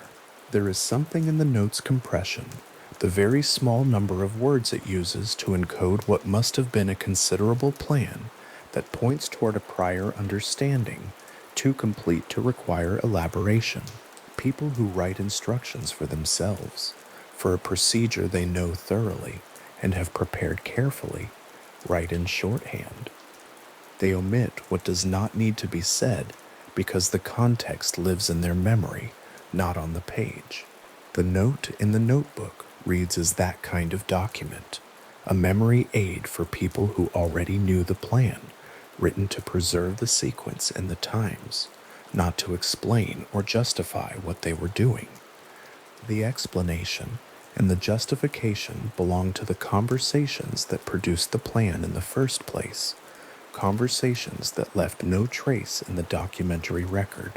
What the record holds is the distillation, the timed list, the brief imperatives, the two agreed things that point toward a prior relationship with at least one other person or source.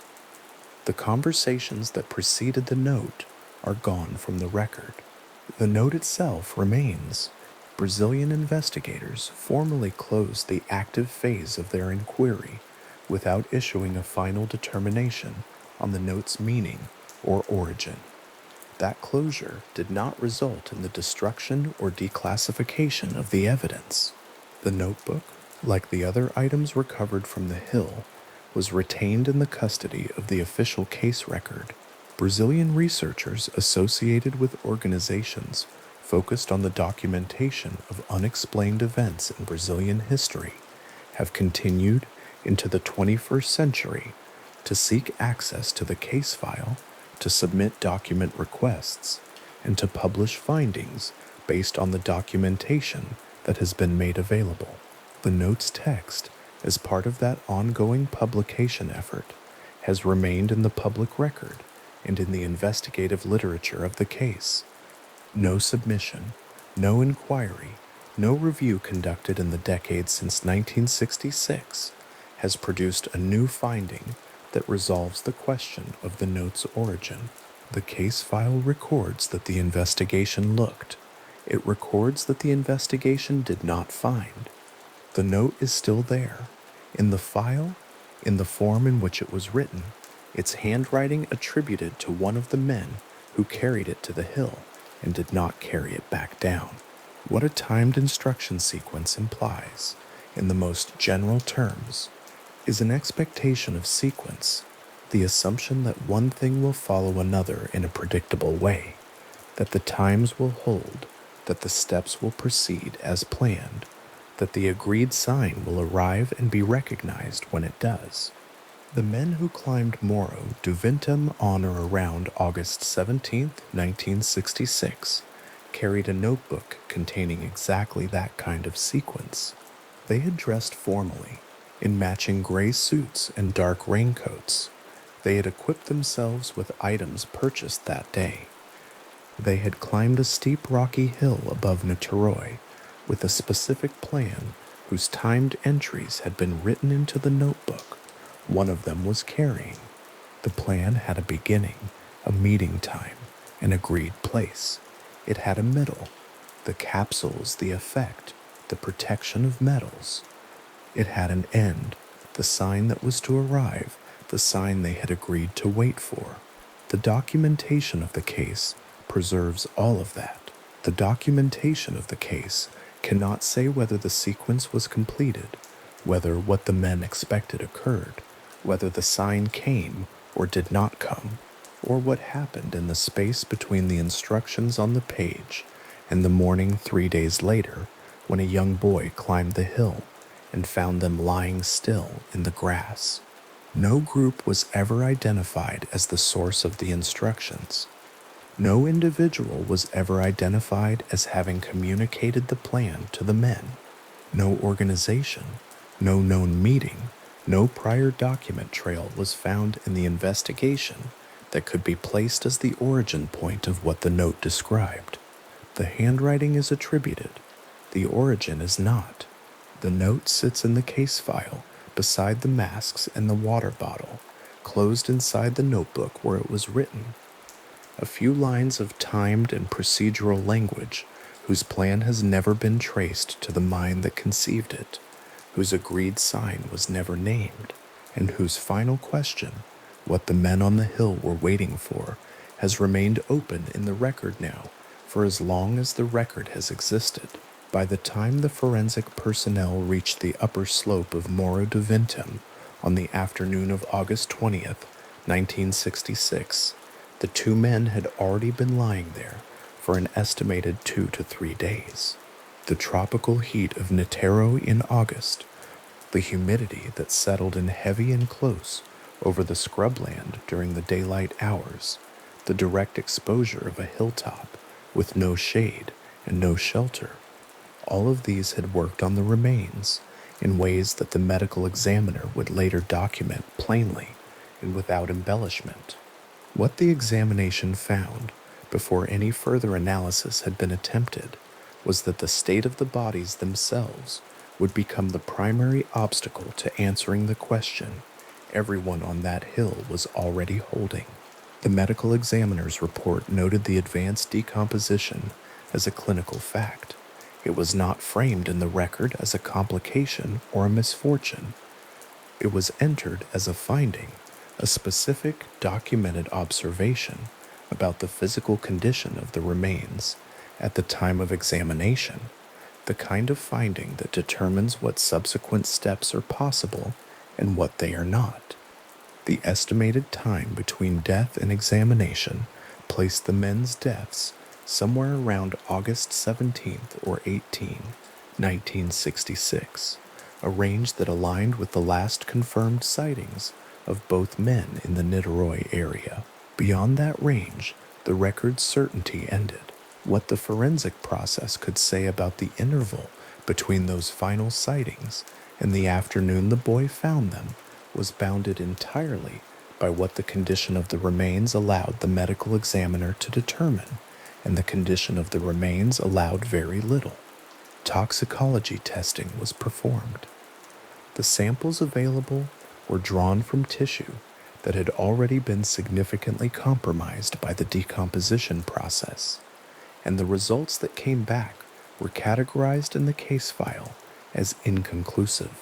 The documentation does not describe these results as negative, that is, as a determination that no toxic agents were present. The results were inconclusive, which is a different classification and a different kind of boundary. An inconclusive toxicology finding means that the analysis was not able to either confirm or rule out the presence of a given compound. The distinction matters. It means that the question of whether a substance had been ingested remained genuinely open after the testing was complete. What the testing produced was not an answer pointing in either direction, but a documented acknowledgement that the available samples could not yield one. The analytical constraints in play were not only those imposed by the condition of the samples. Brazilian forensic science in 1966 operated with the methods, equipment, and institutional capacity of its era, and the review of the case in subsequent decades has noted that the tools available to investigators at that time would have been limited in ways that later developments in toxicology and forensic chemistry have since addressed. Whether expanded analytical capacity would have changed what the testing found is not something the record can say. It is simply the case that the testing conducted in 1966 returned what it returned, and the formal record reflects those results without revision. The examination of the bodies for signs of external trauma was thorough by the standards documented in the case file. No wounds were found, and no bruising consistent with assault or restraint was identified. The skin, where it could be examined, showed no ligature marks, no contusion patterns, no evidence of physical conflict. The clothing on both men remained undisturbed in the way it had been found. The gray suits, the dark raincoats, the dress shoes, intact and showing no tearing or displacement, consistent with a physical struggle. The men's positions on the hillside, side by side, composed and orderly, were consistent with arrangement rather than collapse, and no evidence in the physical examination contradicted that observation. What the forensic record established, with a clarity that its inconclusive toxicology findings did not provide, was that a conventional criminal assault was among the few things that could be formally excluded from the range of possibilities the investigation was holding. That exclusion was entered into the case file as a documented finding. It did not resolve the case. It narrowed one edge of the space within which an explanation might eventually be found, and the investigation continued within that space, working with the remaining evidence and the questions the physical record had not answered. The absence of violence was noted, filed, and held alongside everything else the record contained: the lead masks, the empty water bottle, the notebook with its timed instructions, the gray suits undisturbed in the August heat. The official cause of death was entered into the Brazilian case record as undetermined. This classification is specific, and it has particular legal and administrative meaning. A cause of death listed as undetermined does not mean that an investigation failed, in the sense of a process that tried and produced nothing. It means that the investigation conducted with the available evidence and methods was not able to identify a specific mechanism or agent responsible for the deaths, and that this finding, the finding of uncertainty itself, was the formal conclusion the record could honestly support. The classification was entered in 1966, and it has not been revised. The case file carries it as it was written, a permanent designation that reflects the honest limits of what the forensic process was able to determine. There is something in the durability of that designation worth sitting with quietly. The classification of undetermined cause of death is not a placeholder held open pending the result of a future inquiry. It is the standing conclusion of the official investigation entered into the Brazilian judicial record as the formal finding of the case. Whatever subsequent research has examined, whatever new interviews have been conducted, whatever document requests have been submitted and answered or not answered in the decades since 1966, the official cause of death for Manuel Pereira da Cruz and Miguel José Viana remains in the formal record, undetermined. The record holds that word, and it has held it for more than half a century, patient and unchanged. The physical evidence from the scene was collected and preserved. The lead masks, lifted from the faces of the two men in the dry grass of the upper slope, were cataloged as evidentiary items and placed into the custody of the official case file. The notebook, its pages containing the brief handwritten note, with its timed instructions and its reference to waiting for an agreed sign, was similarly logged and retained. The empty water bottle, its cap absent and its contents entirely gone, was collected from the ground near the bodies and entered into the same record.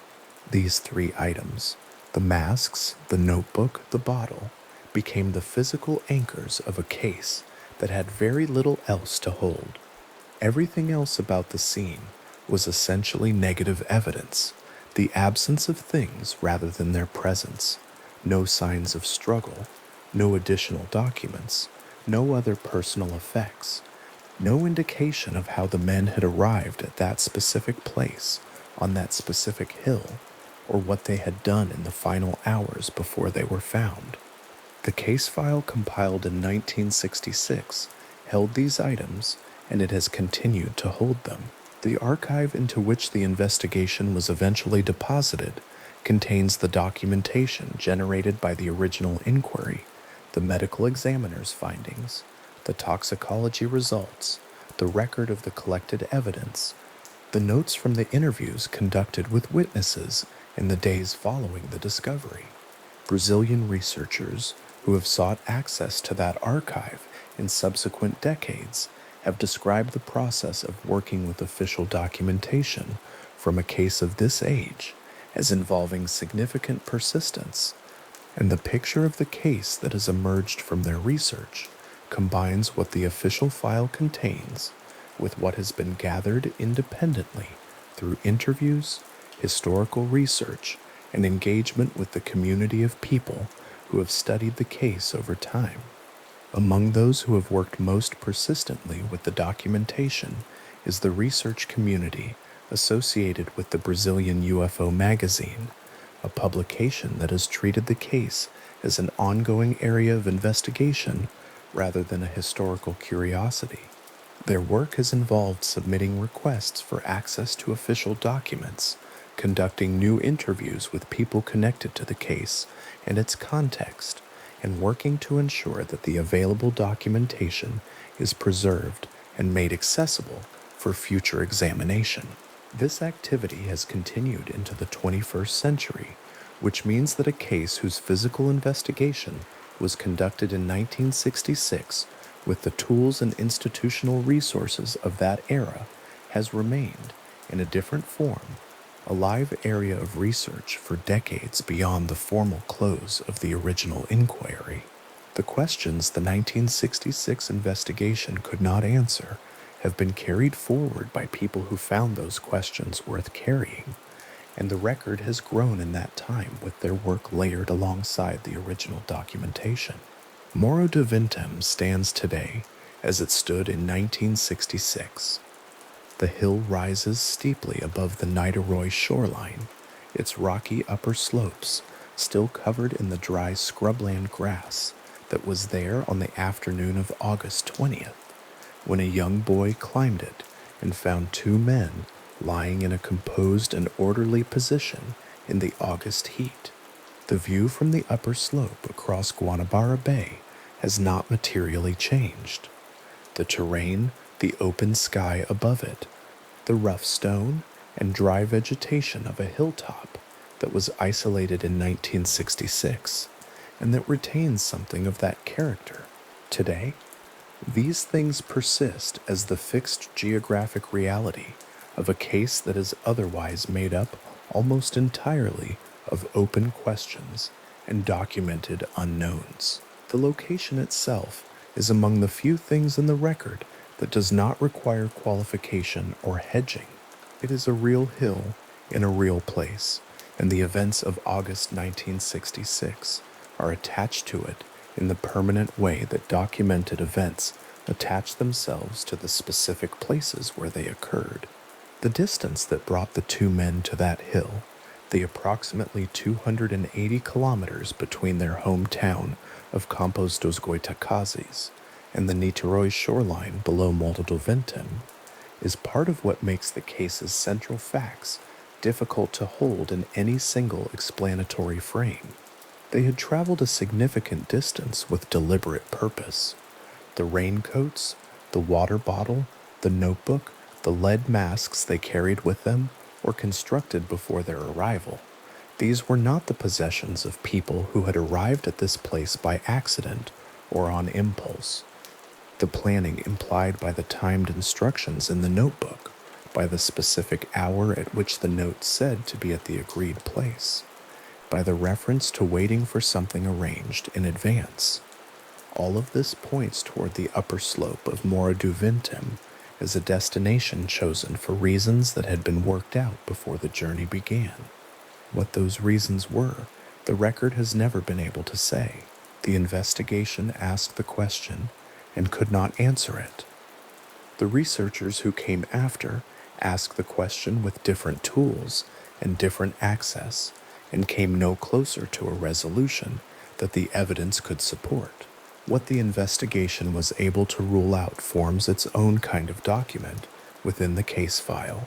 No assault, no restraint, no signs of physical conflict, no confirmed identification of a substance that might account for the deaths, no group or organization identified as the source of the instructions recorded in the notebook, no third party whose presence at the scene on the day of the deaths could be confirmed by any witness or physical evidence. The men traveled to the hill, arrived at the agreed place at or near the time noted in the note, and were found 3 days later lying side by side in the grass with their lead masks resting loosely across their eyes. The events in between, whatever occurred in the hours between the last confirmed sighting on the afternoon of August 17th and the state in which the bodies were discovered on August 20th, remain entirely outside the boundary of what the case record can confirm. This is not unusual for cases of this age and this level of forensic complexity. The decomposition that limited what the 1966 medical examination could determine was not a unique circumstance. It was the ordinary consequence of the conditions the bodies had been exposed to, and the same conditions would have posed the same limits to forensic analysis in a significant proportion of comparable cases from the same period. What is particular about the case of Morro do Vintém is not the forensic limitation itself, but the nature of what was left after that limitation had been taken fully into account. What remained was a set of physical facts: the clothing, the masks, the note, the empty bottle, that pointed toward a deliberate and specifically organized event, while the cause of that event, the mechanism behind it, the people or circumstances or forces involved in whatever the men were waiting for on that hilltop, continued to exist entirely outside the boundary of the record. The note's reference to swallowing capsules has remained a point of focused attention in subsequent research. The deliberate ingestion of a substance at a specific time, as part of a planned sequence that also involved arriving at a particular place and waiting for a particular sign, suggests that whatever the men believed was going to happen required preparation of their physical state in a specific way. Whether those capsules were a pharmaceutical compound, a chemical agent, a ritual substance, or something else entirely, the toxicology record could not determine. The tissue degradation that made the analysis inconclusive removed the most direct avenue for answering that question, and no secondary documentation, no evidence of a purchase, no account from a third party, no corroborating description from anyone connected to the men has provided an indirect answer to replace it. The capsules are documented as an instruction in the notebook. What they were and what they did remains absent from the record. The phrase "after effect protect metals" from the note has attracted significant attention in the research that has accumulated around the case. The phrase is documented as it was written, a compressed instruction, timed and procedural, consistent in format with the rest of the note's structure. What the phrase meant, what the effect referred to, what the metals were, and how they were to be protected, these are questions the note does not answer, and the investigation could not resolve from the external evidence. Researchers have placed this phrase in the context of the men's occupational background as electronic technicians, noting that concerns about protecting metallic components from electromagnetic or radiation-related damage would have been consistent with the professional vocabulary of people working with the kind of equipment that both men would have handled in their working lives. This is an observation the record supports as a contextual possibility. It is not a confirmed interpretation. The case file contains the words. The meaning behind them remains an open question, held like the rest of the evidence, without resolution. The lead masks themselves, the two hand-cut pieces of flat lead sheeting shaped into rough domino mask forms and resting across the eyes and nose bridges of the two men when they were found, were examined by investigators for any indication that they had contributed physically to the deaths. The forensic finding was that they had not. The masks rested loosely on the faces. They covered the eyes and the bridge of the nose, leaving the rest of the face and the airway entirely unobstructed. They had no fastening mechanism that could have exerted pressure or caused constriction, and no evidence of mechanical injury consistent with the masks having been pressed against the face was found on examination. The mask's significance to the investigation was therefore not evidentiary in the way that a weapon or a restraint would be evidentiary. Their significance lay entirely in what they implied about the men's intentions, what they believed they were preparing for, what kind of protection they thought the lead would provide, what was supposed to happen on that hillside that required the eyes and the bridge of the nose to be covered by a shield of soft gray metal. That question, what the men believed they needed to be protected from, is the kind of question the case file poses without answering, and has posed without answering for all the years since it was opened. It is a question about intention, and intention leaves less trace in the physical record than mechanism does. The masks are there, dull and slightly irregular at their cut edges, objects that exist in the archive and can be described and photographed and examined. The belief that produced them is not there. The belief was in the minds of two men who traveled a significant distance to a hilltop with lead shields over their eyes and a notebook recording the timing of a plan, and it did not survive into any part of the record that investigators could read and follow toward an answer. Brazilian researchers have documented the existence in the 1960s of groups in Brazil who engaged in deliberate attempts to make contact with what they understood to be extraterrestrial intelligences, and who used specific procedural and ritual frameworks to do so. Some accounts collected by investigators who worked on the case, including Holvio Brandt Alico, suggested that Manuel Pereira da Cruz and Miguel José Viana may have had connections to communities engaged in this kind of practice. The testimony supporting this connection was documented in the course of subsequent investigation, though the case file from 1966 did not establish it as a confirmed fact, and no definitive organizational link between the men and any specific group was ever formally identified.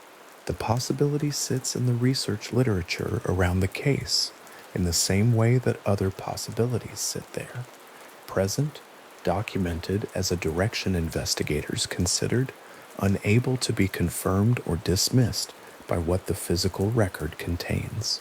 The water bottle that was found empty beside the bodies has remained a small and specific enigma within the larger unresolved picture. A bottle entirely drained of its contents is a fact with any number of ordinary explanations in almost any other context. On the upper slope of Morro de Vintem in August, alongside two men whose cause of death was undetermined, and a notebook containing instructions to swallow capsules at a specific time, the empty bottle becomes part of a cluster of facts that hold together without resolving into a clear sequence. The note does not mention the water bottle directly, whether the men used its contents as part of the sequence described in the note, whether they drank it during the time they waited, whether it had some function in the plan that cannot be read from what the record contains. These remain questions the evidence does not answer. The gray suits and dark raincoats in which both men were found have been noted consistently in accounts of the case for the same reason that the empty bottle has been noted, their formality, in the context of a rocky hilltop in August heat, is part of the picture that does not sit easily inside any single explanatory frame. The raincoats had been purchased, according to witnesses, on the afternoon of August 17th, the same afternoon Miguel purchased the notebook and the water bottle. The suits both men were wearing were not purchased at the same time. There is no documented record of when they were acquired. The combined effect of the formal clothing, the matching suits, the newly purchased raincoats, the items acquired in deliberate preparation, is to reinforce the impression of a planned event, something the men had organized and dressed for, something they had bought particular things to have with them. The plan is there in outline, visible in the physical facts of what was found. The content of the plan, the event it was organized around, remains entirely outside the outline's edge. The case has been open in Brazil since 1966. In the formal sense, the legal and administrative sense in which cases exist within the records of investigative institutions, it has never been closed, because the cause of death has never been determined and the investigation was never formally concluded with a finding that replaced the original undetermined designation. Cases held in this status occupy a particular place in the systems that maintain them, neither active in the way that a new investigation is active, nor resolved in the way that a closed case is resolved, but present, documented, accessible in principle, carrying within them the evidence that was gathered and the questions that evidence raised, waiting in the way that unresolved things wait, with no specific urgency and no specific horizon. The physical items in the case file wait in the same way. The lead masks have been in official custody since the afternoon of August 20th, 1966, when they were lifted from the faces of two men in the dry grass of a Niterói hilltop and catalogued as evidence. They are dull gray, slightly irregular at the edges where the lead was cut by hand, objects that carry no particular visual drama and no inscription or marking that points toward an explanation. They were made by someone who understood lead as a material with specific protective properties and who took the time to cut and shape them in preparation for a specific event. They were placed on the faces of two men who traveled a long distance to be in a particular place at a particular time, and who died there in the heat of an August that has now receded more than 50 years into the past, with the masks resting loosely over their closed eyes. The researchers who have continued to work with the case into this century have done so because the open questions it holds are the kind that remain interesting long after the immediate investigative urgency has faded. There is something in the specificity of what was found, the precise timing of the note, the particular construction of the masks, the distance the men traveled, the deliberateness, legible in every object at the scene, that continues to make the case worth careful attention. The documentation around it has grown over the decades with new interviews, new archival requests, new attempts to locate records that earlier inquiries missed or were not able to access. None of this additional research has produced a finding that changes the official cause of death or resolves the central questions the case file has held since it was first compiled. What it has produced is a richer picture of the context around the men's final days, the world they lived in, the professional and social communities they were part of, the landscape of ideas and practices that circulated in Brazil in the 1960s and that may have touched or shaped whatever plan the notebook described. The context adds texture to the record without resolving it. This is often the shape that careful long-term research takes around an old and unresolved case. The questions that cannot be answered from the physical evidence become questions that researchers try to approach from adjacent angles: biography, social history, the documented practices of communities that may have intersected with the people at the center of the case. The adjacent approaches illuminate the edges without reaching the center of the case, what happened on Morro do Vintém between the afternoon of August 17th and the morning of August 20th, 1966, remains dark in the record.